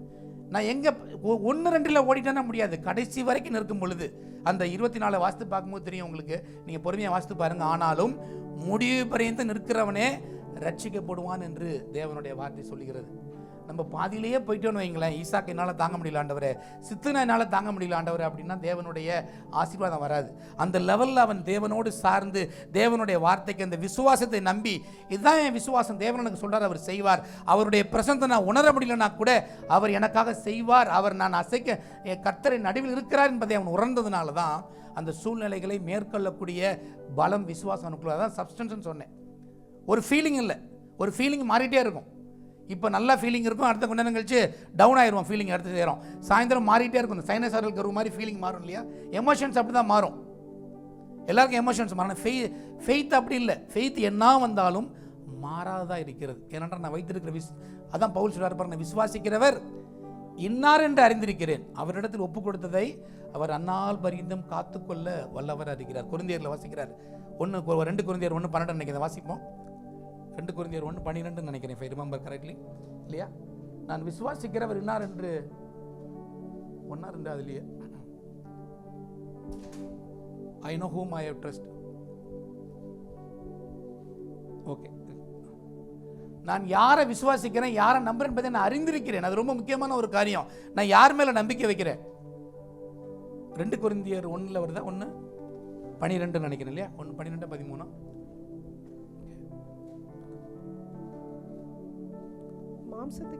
இல்லை நான் விசுவாசிக்கிறவர் இன்னார் என்று. ஓகே, திமோத்தியில் வரும் நினைக்கிறேன். சாரி, மன்னித்துக்குள்ள 2 தீமோத்தியில் வரும். ஓகே, இருக்கட்டும், பரவாயில்ல. 2 தீமோத்தியில் வரும்னு நினைக்கிறேன். 2 தீமோத்தி, நான் விசுவாசிக்கிறவர், நான் யாரை விசுவாசிக்கிறேன், நான் எப்படிப்பட்டவரை விசுவாசிப்பேன் அறிந்திருக்கிறேன். சும்மா யார் மேலேயோ ஒரு குருட்டு நம்பிக்கை நான் வைக்கவில்லை. நான் ஆராதிக்கிற தேவன் என்னை தப்புவிக்க வல்லவராக இருக்கு. அதுதான் அன்னைக்கு தானியேலுடைய நண்பர்கிட்ட இருந்தது, இவர்கிட்ட இருந்தது. அந்த ஒரு விசுவாசம் ஈசாக்குக்குள்ள இருந்தபடினால தான் அவன் அந்த சூழ்நிலைகளை மேற்கொண்டு கடந்து போனான். அதனால தான் எதிரி வந்து அவன்கிட்ட சொன்னான், கர்த்தர் நிச்சயமாய் உங்களோடு கூட இருக்கிறார் என்று. 2 தீமோத்தி 1:12. சாரி, கொரிந்தியர் மாத்திட்டோம். நான் யார் என்று அறிந்திருக்கிறேன். நம்மளுக்கு தெரியுதா தேவன் யார் என்று நம்மளுக்கு தெரியுதா? பல நேரத்தில் நம்ம நினைக்கிறோம் ஆண்டவர் இல்லையே, இந்த யுத்தத்துலலாம் இல்லையே, என்ன பிரச்சனை நடக்குது, எவ்வளோ இது இருக்குது, இதில் ஆண்டவர் பார்க்குறாரா, அவர் உண்மையாக நம்ம கூட இருக்காரா? Sometime we feel God is absent. அப்படி இல்லை, அவர் எல்லா நேரத்திலும் நம்ம பார்க்குறவா இருக்கிறார். ஆனால் அன்னைக்கு மட்டும் ஒரு வேளை திரும்ப வந்து ஆண்டவர் வந்து இல்லைப்பா நீ பயப்படாத, நீ இதை செய்யாத என்று தேவன் சொல்லியிருந்தா அவன் என்ன நினச்சிருப்பான்? ஒரு ரீஅஷூரன்ஸ் தான் கிடைக்குமே தவிர அவனுடைய பெர்சிவியரன்ஸ் இருக்காது, அங்கே போராடிக்கிற குணம் இருக்காது. ரொம்ப வருஷமாக நான் யோசித்து பார்த்தேன். இந்த ஆண்டவர் ஆதாம் ஏவாள்கிட்ட சொல்லும்போது என்ன சொன்னார்? இந்த பழத்தை புசிக்க வேண்டாம்னாரு. பழத்தை புசிக்க போகும்போது நம்ம பிள்ளைங்களை சொன்னோம்ல, உட்காரு, அதில் கை வச்சிடக்கூடாது, உட்கார், போய் கீழே உட்கார், பறிச்சிடாத அப்படின்னு தேவன் சொல்லியிருக்கலாம்ல. போன வாரம் நம்ம பாஸ்டர் அதை கேட்டிங்களா? யாராவது கவனிச்சிங்களா? தேவன் நம்மளுக்கு கொடுத்துருக்குது பெரிய ஒரு விஷயம்னா, is given a liberty of choice. எதை தெரிந்து கொள்ள வேண்டும் என்ற காரியத்தை நம்ம கொடுத்துருக்கிறார். கட்டாயத்தின் பேரில் அல்ல, ஆத்துமாவில் எதை நான் தெரிந்து கொள்ள வேண்டும். It's my choice. By choice I am a Christian. By choice I follow. என்னை யாரும் ஃபோர்ஸ் பண்ண நான் போகல. அந்த சாய்ஸ், அந்த விசுவாசம் என்பது என்னுடைய சாய்ஸாக இருக்கும் பொழுது, கட்டாயமாக அல்ல, என்னுடைய விருப்பமாக இருக்கும் பொழுது, என் தேவன் எவ்வளவு பெரியவர் என்று இருக்கும் பொழுது நிச்சயமாகவே ரெகோபத் என்ன இடமும் ரொம்ப பெருசாக பெருகும், நீங்கள் இடமும் பருகும், எல்லாத்துலையும் ஆசீர்வாதம். பெயர்செபா என்பது உடன்படிக்கையாக இருக்கிறது. அந்த உடன்படிக்கைக்குள்ளே வரும் பொழுது அங்கே எதிரி இல்லை. எதிரி வந்து சொல்கிறான், அன்டோன்மேட் சண்டையை போட மாட்டேன்பா, நீ பெரிய ஆள், ஏன்னா நீ இல்லை, உன் ஸ்ட்ரென்த் இல்லை, உன் ஸ்கில் இல்லை, உன் கூட யார் இருக்கா? தேவன் இருக்கா என்பதை நாங்கள் அறிந்து கொண்டோம். இதுதான் தேவன் செய்கிற ஒரு காரியமாக இருக்குது. இதுதான் ஆண்டவர் செய்கிற காரியம். எவ்வளோ பெரிய ஆசீர்வாதம் பாருங்கள். தொடர்ந்து நம்ம இருக்கும் பொழுது, தேவனுக்கு தொடர்ந்து ஸ்டெடியாக இருக்கும் பொழுது தான், அவரை பற்றி கொண்டு இருக்கும் பொழுது தான் அந்த எண்ணம் அருமை தவிர, இல்லை என்றால் நான் அப்படியே ஆடிக்கிட்டே இருப்பேன். இப்போ போன உடனே அடுத்தது ரொம்ப சிச்சுவேஷன் ரொம்ப மோசமாக இருக்குன்னா பயந்துருவோம் நம்ம. ஆனால் அதை மேற்கொள்வது தான் தேவ பிள்ளைகளுடைய விசுவாசமாக இருக்கிறதாமே. அடுத்ததாக இன்னொரு காரியத்தை குறித்து நம்ம பார்ப்போம். ஒவ்வொரு காரியத்திலையும் தேவனோடு பின்பற்றி நடக்கிறதுக்காக 2 ராஜாக்களுடைய புஸ்தகம் 2வது அதிகாரத்தில் 1லிருந்து வாசிப்போம். 2 ராஜாக்களுடைய புஸ்தகம் 2 ராஜாக்கள் 2வது அதிகாரத்தில் 1லிருந்து வாசிப்போம். 8 வசனங்களை வாசிப்போம். நிறைய வாசம் உங்களுக்கு புரியும் நினைக்கிறேன். கர்த்தர் எலியாவை சுழல் காற்றிலே பரலோகத்திற்கு எடுத்துக்கொள்ள போகிற போது எலியா எலிசாவோடு கூட கில்காலிலிருந்து புறப்பட்டு போனான். நல்லா கவனிங்க. எலிசா என்பவன் இந்த எலியாவுடைய அவருடைய அசிஸ்டண்டா ஜாயின் பண்றாரு. எலிசா சாதாரண ஆள் நினைக்காதீங்க. எலிசா ஒரு மிராஸ்தாரா இருந்த ஒரு லேண்ட்லார்டா இருந்த ஆள், சாதாரணமான ஆள் இல்லை. ஏதோ தேவனை பின்பற்றவெல்லாம் பிச்சைக்காரன் கிடையாது. அவனுடைய லெவலில் நிறைய ஏற்பட்டு உழுதவன், பெரிய ஒரு பணக்காரன். அதையெல்லாம் தூக்கி எறிஞ்சிட்டு அந்த ஏர்லாம் உடைச்சிட்டு எலியாவை பின்பற்றி, இந்த காரியத்தை விட எனக்கு தேவன் கொடுக்குற காரியம் மிகப்பெரியது என்று அவரை பின்பற்றி போய் என்ன போறாரு, இந்த எலியா என்ற மனிதன் எடுத்துக்கொள்ள போறேன்னு சொல்லிட்டு அவரை பின்பற்றி இவர் ஆரம்பிக்கிறார். வாசிங்க தொடர்ந்து. எலியா எலிசாவை நோக்கி, நீ இங்கே இரு, கர்த்தர் என்னை பெத்தேல் மட்டும் போக அனுப்புகிறார் என்றான். அதற்கு எலிசா, நான் உம்மை விடுகிறதில்லை என்று கர்த்தரின் ஜீவனையும் உம்முடைய ஜீவனையும் கொண்டு சொல்லுகிறேன் என்றான். எலிசாவை நோக்கி எலியா சொல்றாரு, இவன் எவ்வளவு தூரம் என்னை ஸ்டெடியா பின்பற்றான், எவ்வளவு தூரம் இவன் உண்மையா வாஞ்சிக்கிறான், இவனுக்குள்ள தாகம் எவ்வளவு இருக்கு என்பதை சோதிக்கும்படி என்ன சொல்றாரு, நீ பரவாயில்ல பண்ணி போ, இதோட நின்னுக்க, இங்கே ஸ்டாப் பண்ணிக்கன்னு சொல்லிட்டு எலியா சொல்றாரு. பல நேரத்தில் அப்படிப்பட்ட காரியங்களை தேவன் அனுமதிக்கிறார். நீ எங்க இன்னைக்கு கில்கால் ஆரம்பிச்சாங்க, பெத்தேல் வரைக்கும் நான் போறேன், இதோட விட்ரா பண்ணிக்கின்றார். ஆனால் தொடர்ந்து அவன் என்ன சொல்றான், நான் அப்படி உங்களை விடுகிறதில்லை என்று என்னுடைய ஜீவனையும் கொண்டு உம்முடைய ஜீவனை கொண்டு சொல்கிறேன் என்று சொல்லி 2 பேரும் பெத்தேலுக்கு போறாங்க. progressing to the next step. அடுத்தது வாசிங்க.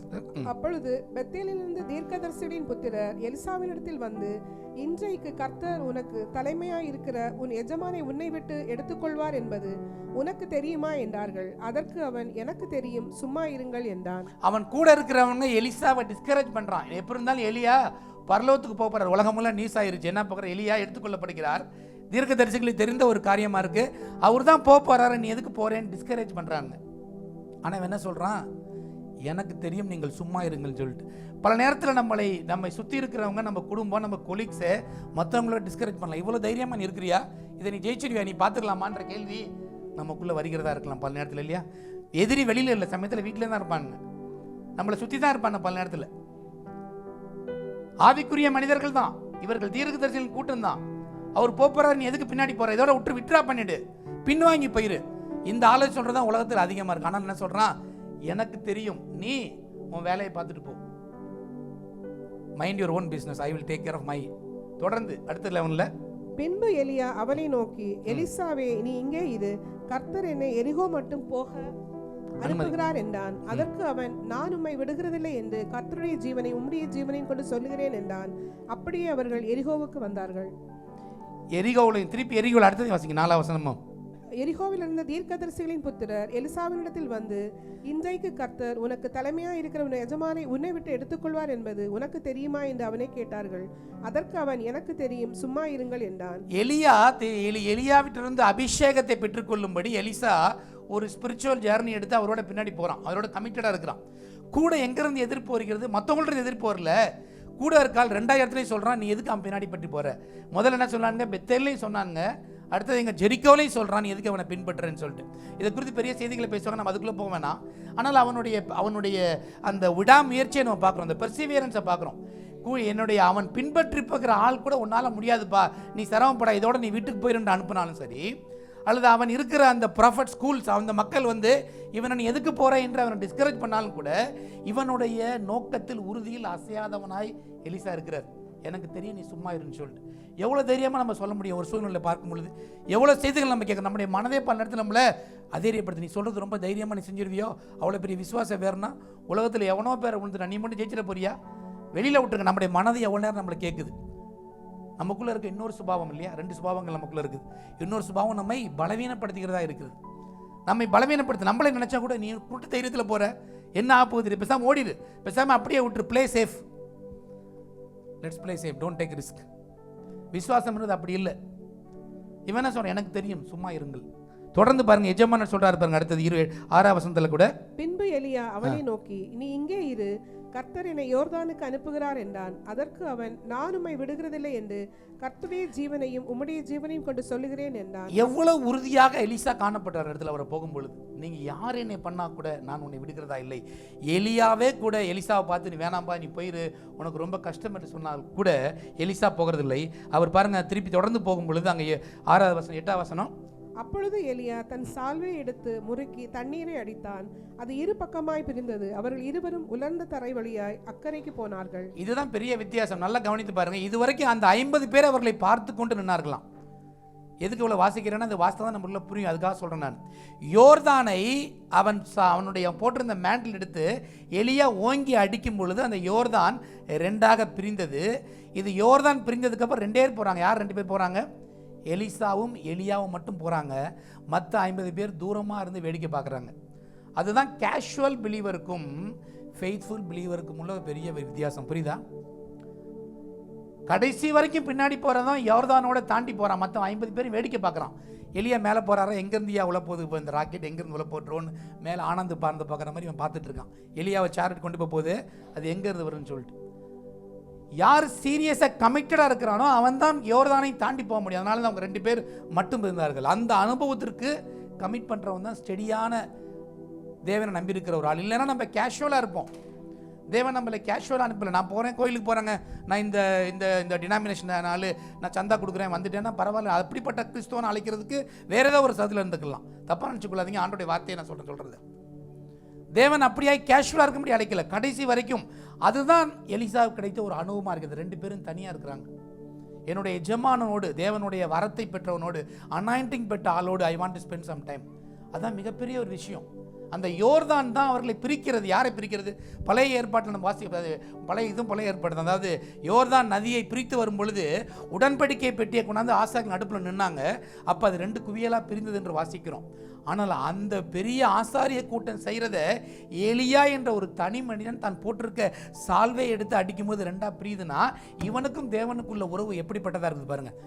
ஆசாரியன்றது ஒரு இன்ஸ்டிடியூஷன், பிரைஸ்ட்ன்றது ஒரு பெரிய ஒரு காரணம். நீங்கள் பாடணும் இல்லையா, ஒருவராய் ஒருவர் மூலமாயின்னு ஒரு பாடலை பாடணும் இல்லையா, எபிரேயரில் வர பாடல் நிறைய பேருக்கு புரியாது. ஏன் அப்படின்னா, அவர் இயேசு கிறிஸ்து பிரதான ஆசாரியாக இருக்கிறார், ஒரு ஹை பிரீஸ்டாக இருக்கிறார்.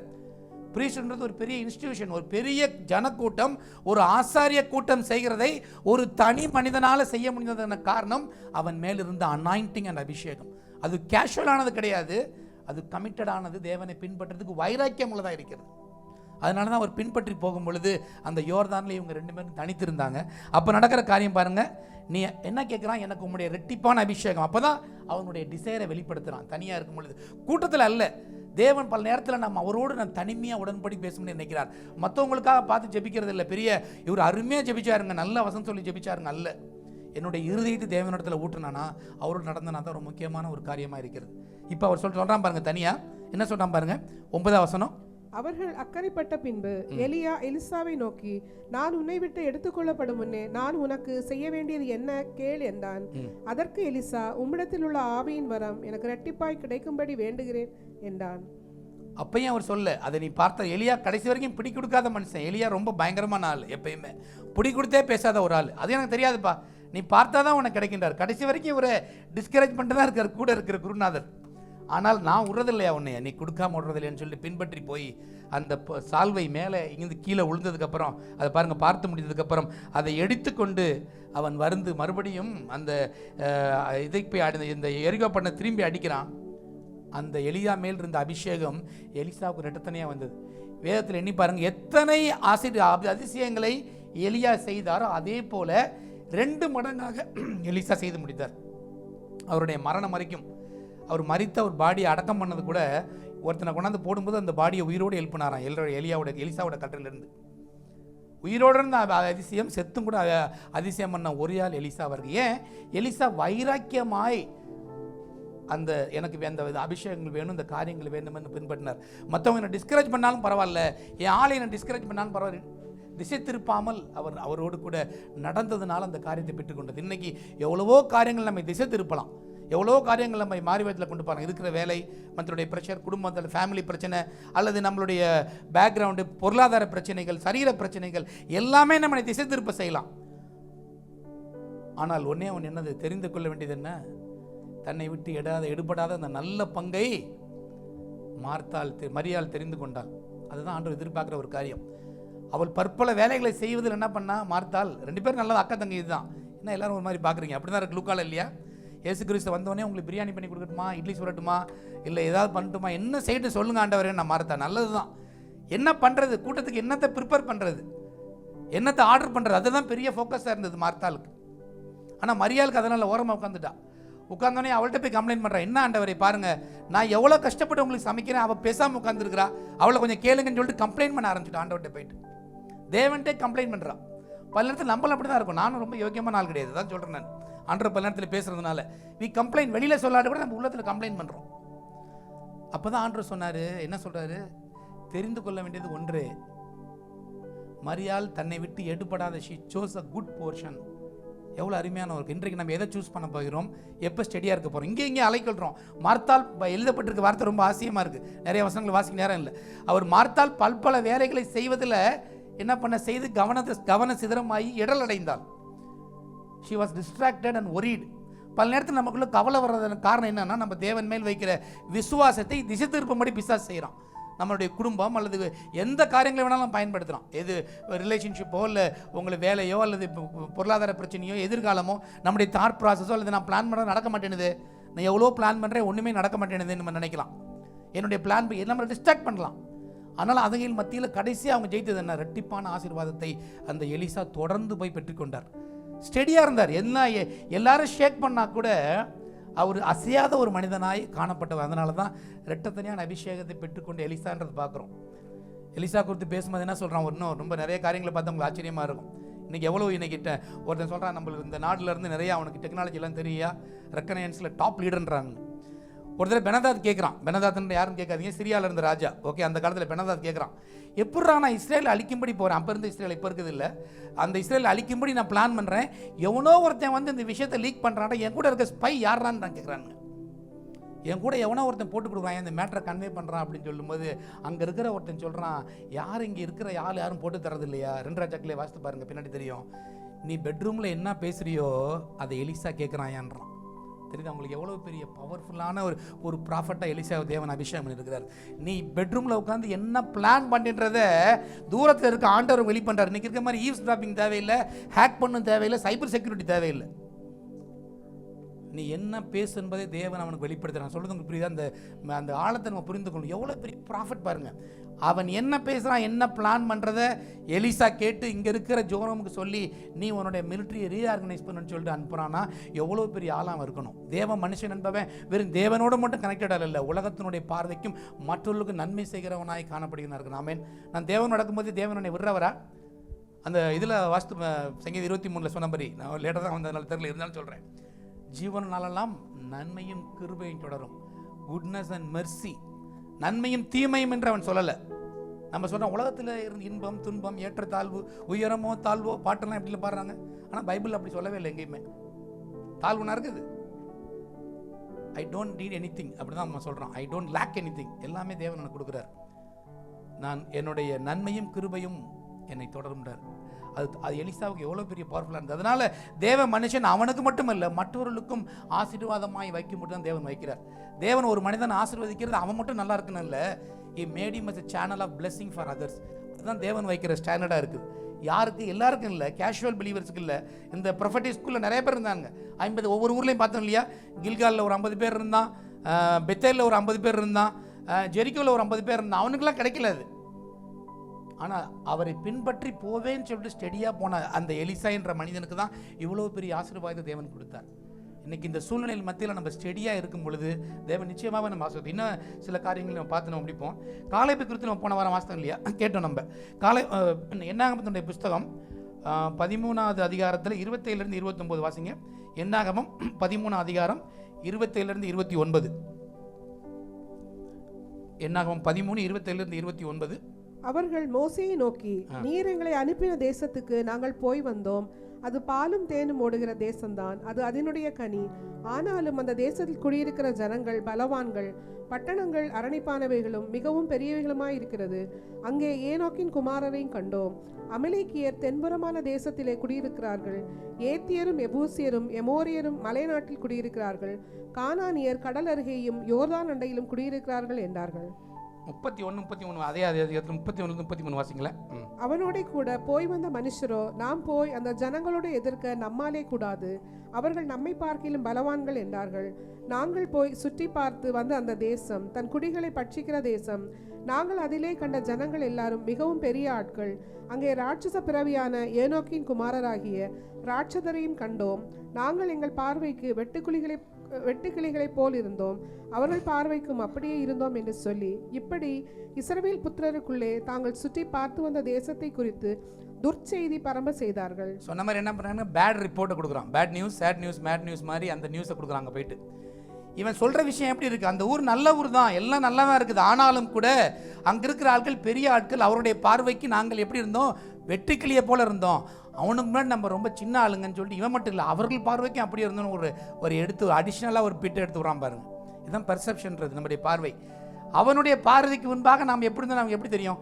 என்னை பற்றி நீங்கள் என்ன நினைக்கிறேன், எனக்கு என்ன எப்படி தெரியும்? நான் சொல்ல என்னை பற்றி ஒரு எஸ்டிமேட் பண்ணி, ஆனால் அவங்க பார்வையில் நான் இப்படி தாங்க இருக்கிறாங்க, என்னை கொடுத்து நான் ரொம்ப மோசமானேன்னு ஒரு ஃபீல் வச்சுருந்தேன்னா, உங்களுடைய பார்வைக்கு அப்படிப்பட்டவன் நான் சொன்னேன்னா எவ்வளோ ஒரு பொய்யான ஒரு காரியமாக இருக்குது. எங்கள் பார்வைக்கு நாங்கள் வெட்டுக்கிளியை போல இருந்தோம்னு சொன்னால் பரவாயில்ல, அவங்களுடைய பார்வைக்கும் நாங்கள் எப்படி இருந்தோம்? வெட்டுக்கிளியை. உனக்கு எப்படியா தெரியும் அது அவனை பார்த்து? பன்னத்தில் இப்படி தான் பிசாசு நம்மளை கன்வின்ஸ் பண்ணுறான். எப்படி நம்மளை கன்வின்ஸ் பண்ணுறான் இப்படி சொல்லிட்டு, இப்படி தான் நீ அவ்வளோதான் அப்படின்னு சொல்லிட்டு நம்ம ரைட் ரொம்ப நல்லது அப்படின்னு தான் நினைக்கிறோம். அதே எப்படி நம்ம சொல்ல முடியும்? எவ்வளோ பெரிய ஆளாக இருந்தால் கூட, போன வாரம் நம்ம கேட்டோம் இல்லையா, அவச்சொல். இதுதான் அவச்சொல்ல கேட்குறோம். ஆனால் ஒரே ஒரு மனுஷன் மட்டும் அவர் சொன்ன மாதிரி அவர் சொல்ல கேட்டான். 30வது வசனத்தை வாசிங்க, அதே அதிகாரத்தில் 30வது வசனம். அப்பொழுது காலேப் மோசேக்கு முன்பாக ஜனங்களை அமர்த்தி, நாம் உடனே போய் அதை சுதந்திரத்துக் கொள்வோம், நாம் அதை எளிதாய் ஜெயித்துக் கொள்ளலாம் என்றார். எதுவுமே நடக்க வாய்ப்பு இல்லையா, நம்ம அழிஞ்சு போயிடும் என்று சொல்லும்போது காலேப்போட வாயிலிருந்து வர வார்த்தை என்ன? It is very easy matter. சாதாரண பேராஃப்ரைஸ் பண்ண வச்சுங்க, சப்ப மேட்ரியா, இதுக்கு போய் ஒரி பண்ணுறீங்களா அப்படின்றான். எவ்வளோ பெரிய விஷயம். we will be well able to overcome it. இதை போய் ஒரு பயந்துட்டு இருக்கீங்கன்ற எவ்வளோ பெரிய மேட்ரு. இவனுக்கு எங்கேருந்து குரல் கேட்குது? இவனுக்கு மட்டும் இந்த குரல் எங்கேருந்து வருது? மற்றவெல்லாம் சொல்கிறான் நம்மளாம் அழிஞ்சு போயிடுவோம்னு நடக்கும்போது, இவன் மட்டும் it's a matter, simple matter, we are well able to overcome it. எவ்வளோ தைரியம் வேணும் ஒரு ஆளுக்கு மட்டும்? உலகமே ஏற்றுன்னு இருக்கும்போது ஒரு மனிதனை மட்டும் சொல்கிறதுக்காக நம்ம யாரோட கனெக்டடாக இருக்கிறோம்? எங்கே கனெக்டடாக இருக்கும்? பல நேரத்தில் நம்முடைய கனெக்ஷன்லாம் ராங்காக இருக்குது. ஒவ்வொரு வாட்டியும் தேவன் கழட்டி பிளக் மாட்டி போடுவார். நம்ம திருப்பி நான் தப்பாக சொல்லுவேன், பல சொல்லுவார். நம்முடைய கனெக்ஷனை எங்கெல்லாம் ராங்காக இருக்கோ அங்கே போய் சொருவிடுவோம். தேவன் சொல்வார் கழட்டி மேலே போடுவார். இல்லை ஆண்டவர் எனக்கு கீழே தான் இருக்கும் ஆண்டவர், என் பார்வை எப்பயும் கீழே தான் போகுதுன்னு சொல்லிட்டு கனெக்ஷனை எப்பயுமே எதெல்லாம் நெகட்டிவான காரியங்களோ ஈஸியாக கனெக்ட் ஆயிரும். நல்ல ஹை ஸ்பீட் டிரான்ஸ்மிஷன் வரும். அப்போ தான் அது வந்து டெராபைட்டில் வருது.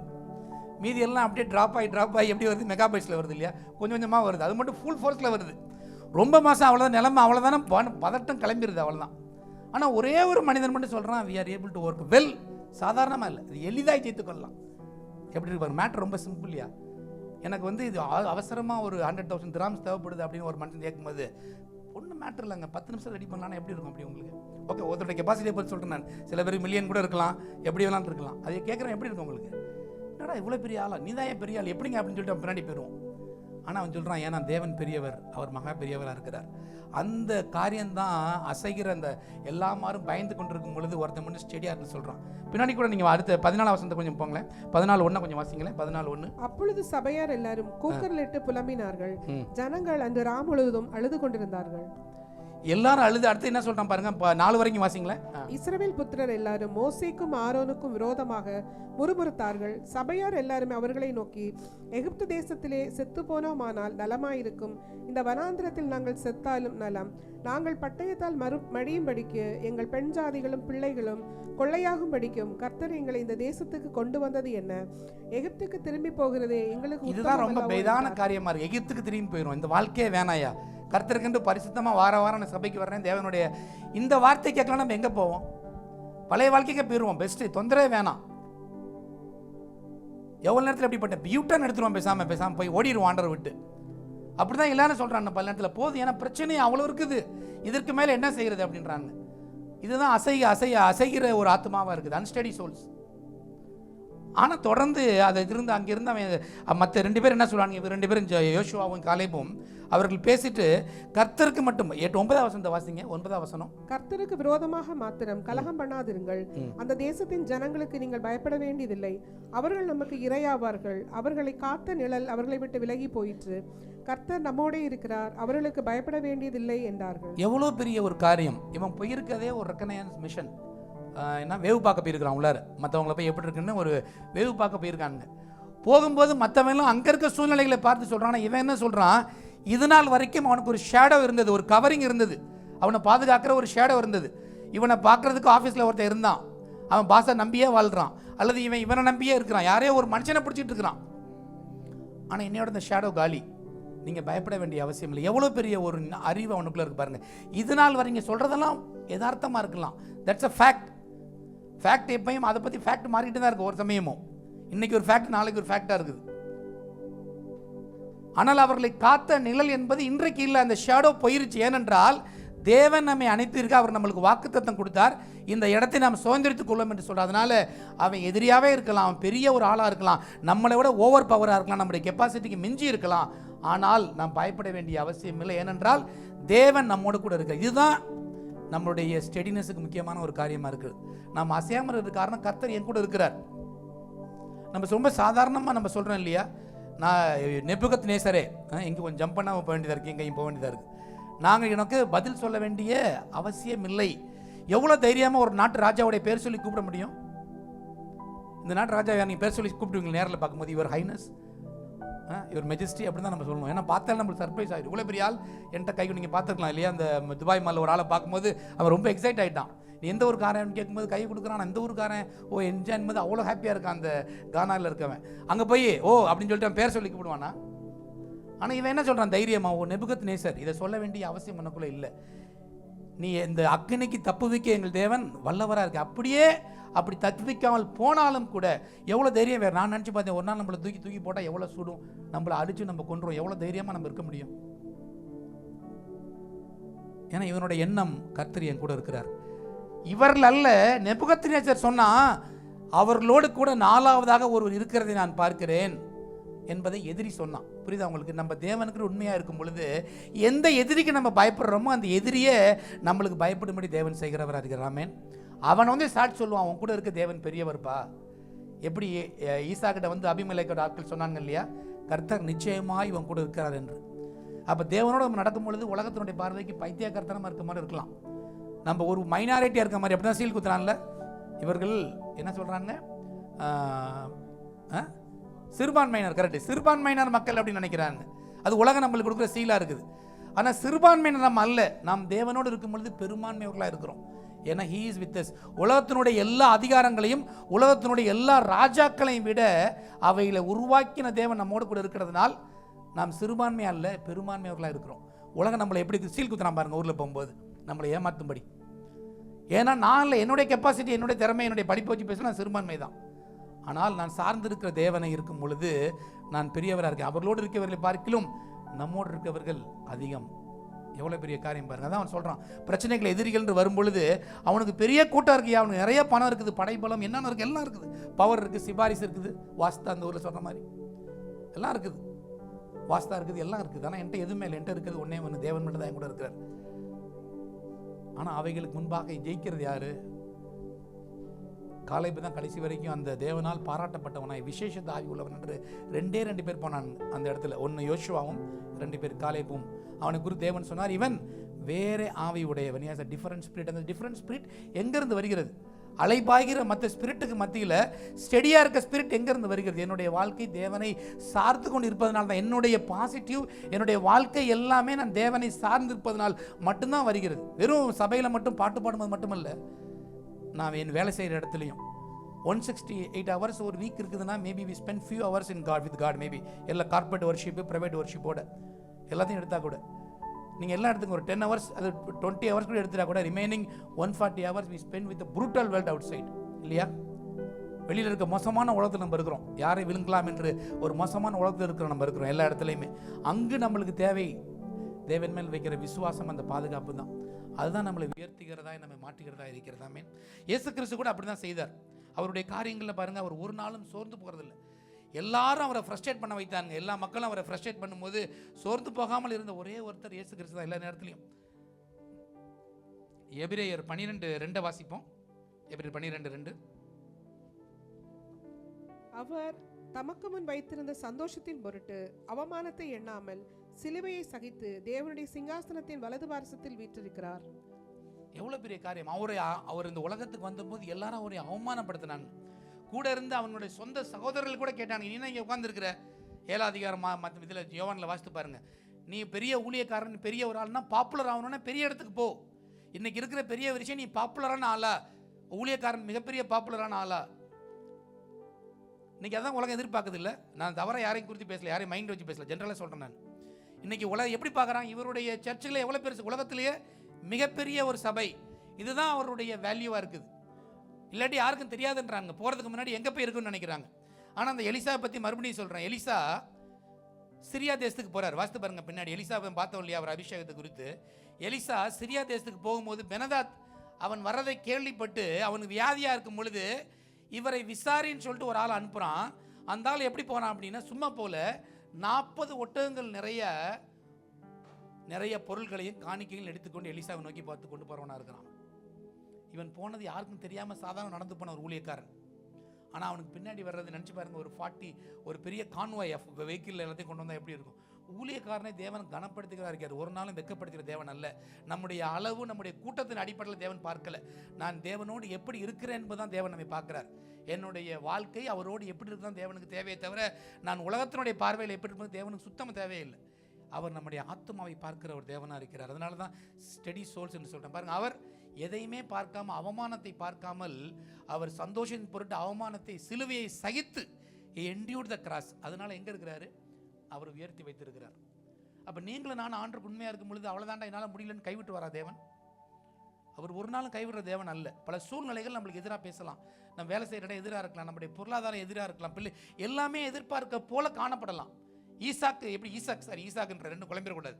ஈசாக்கு வரதான் செய்யுது இல்லையா, எதிர்ப்பு வரதான் செய்யுது, சித்தனா வரதான் செய்யுது. ஆனால் அதில் நம்ம ஜாக்கிரதையாக இருக்கும் பொழுது, அதை தேவன் என் கூட இருக்காருன்னு சொல்லும் போது, தேவன் வைத்திருக்க அந்த ரெகபோத், அதற்கு பின் வைத்திருக்க பெயர்ஷெபா, அதை நம்ம தேவன் நிச்சயமாக ஆஸ்வதிப்பார்.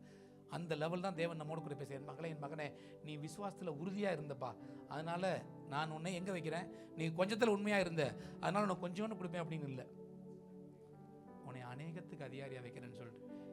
நான் ரொம்ப யோசிப்பேன். வேலை எவ்வளோ கஷ்டப்பட்டு வேலை செய்கிறோம், ரொம்ப உண்மையாக இருந்தால் கூட ஒரு சின்ன ஃபால்ட் இருந்தால் அதை ஊதி பெருசாக காமிப்பானுங்க இதான்னு சொல்லிட்டு அதை மார்க் பண்ணுறான். ஆனால் தேவன் ஒரு 10 நிமிஷம் உண்மையாக இருந்தால் கூட அதை கொண்டாடுற தேவனாக இருக்கிறார். எவ்வளோ பெரிய தேவனாக இருக்கிறார். அவர் ரிவார்டை பாருங்கள்.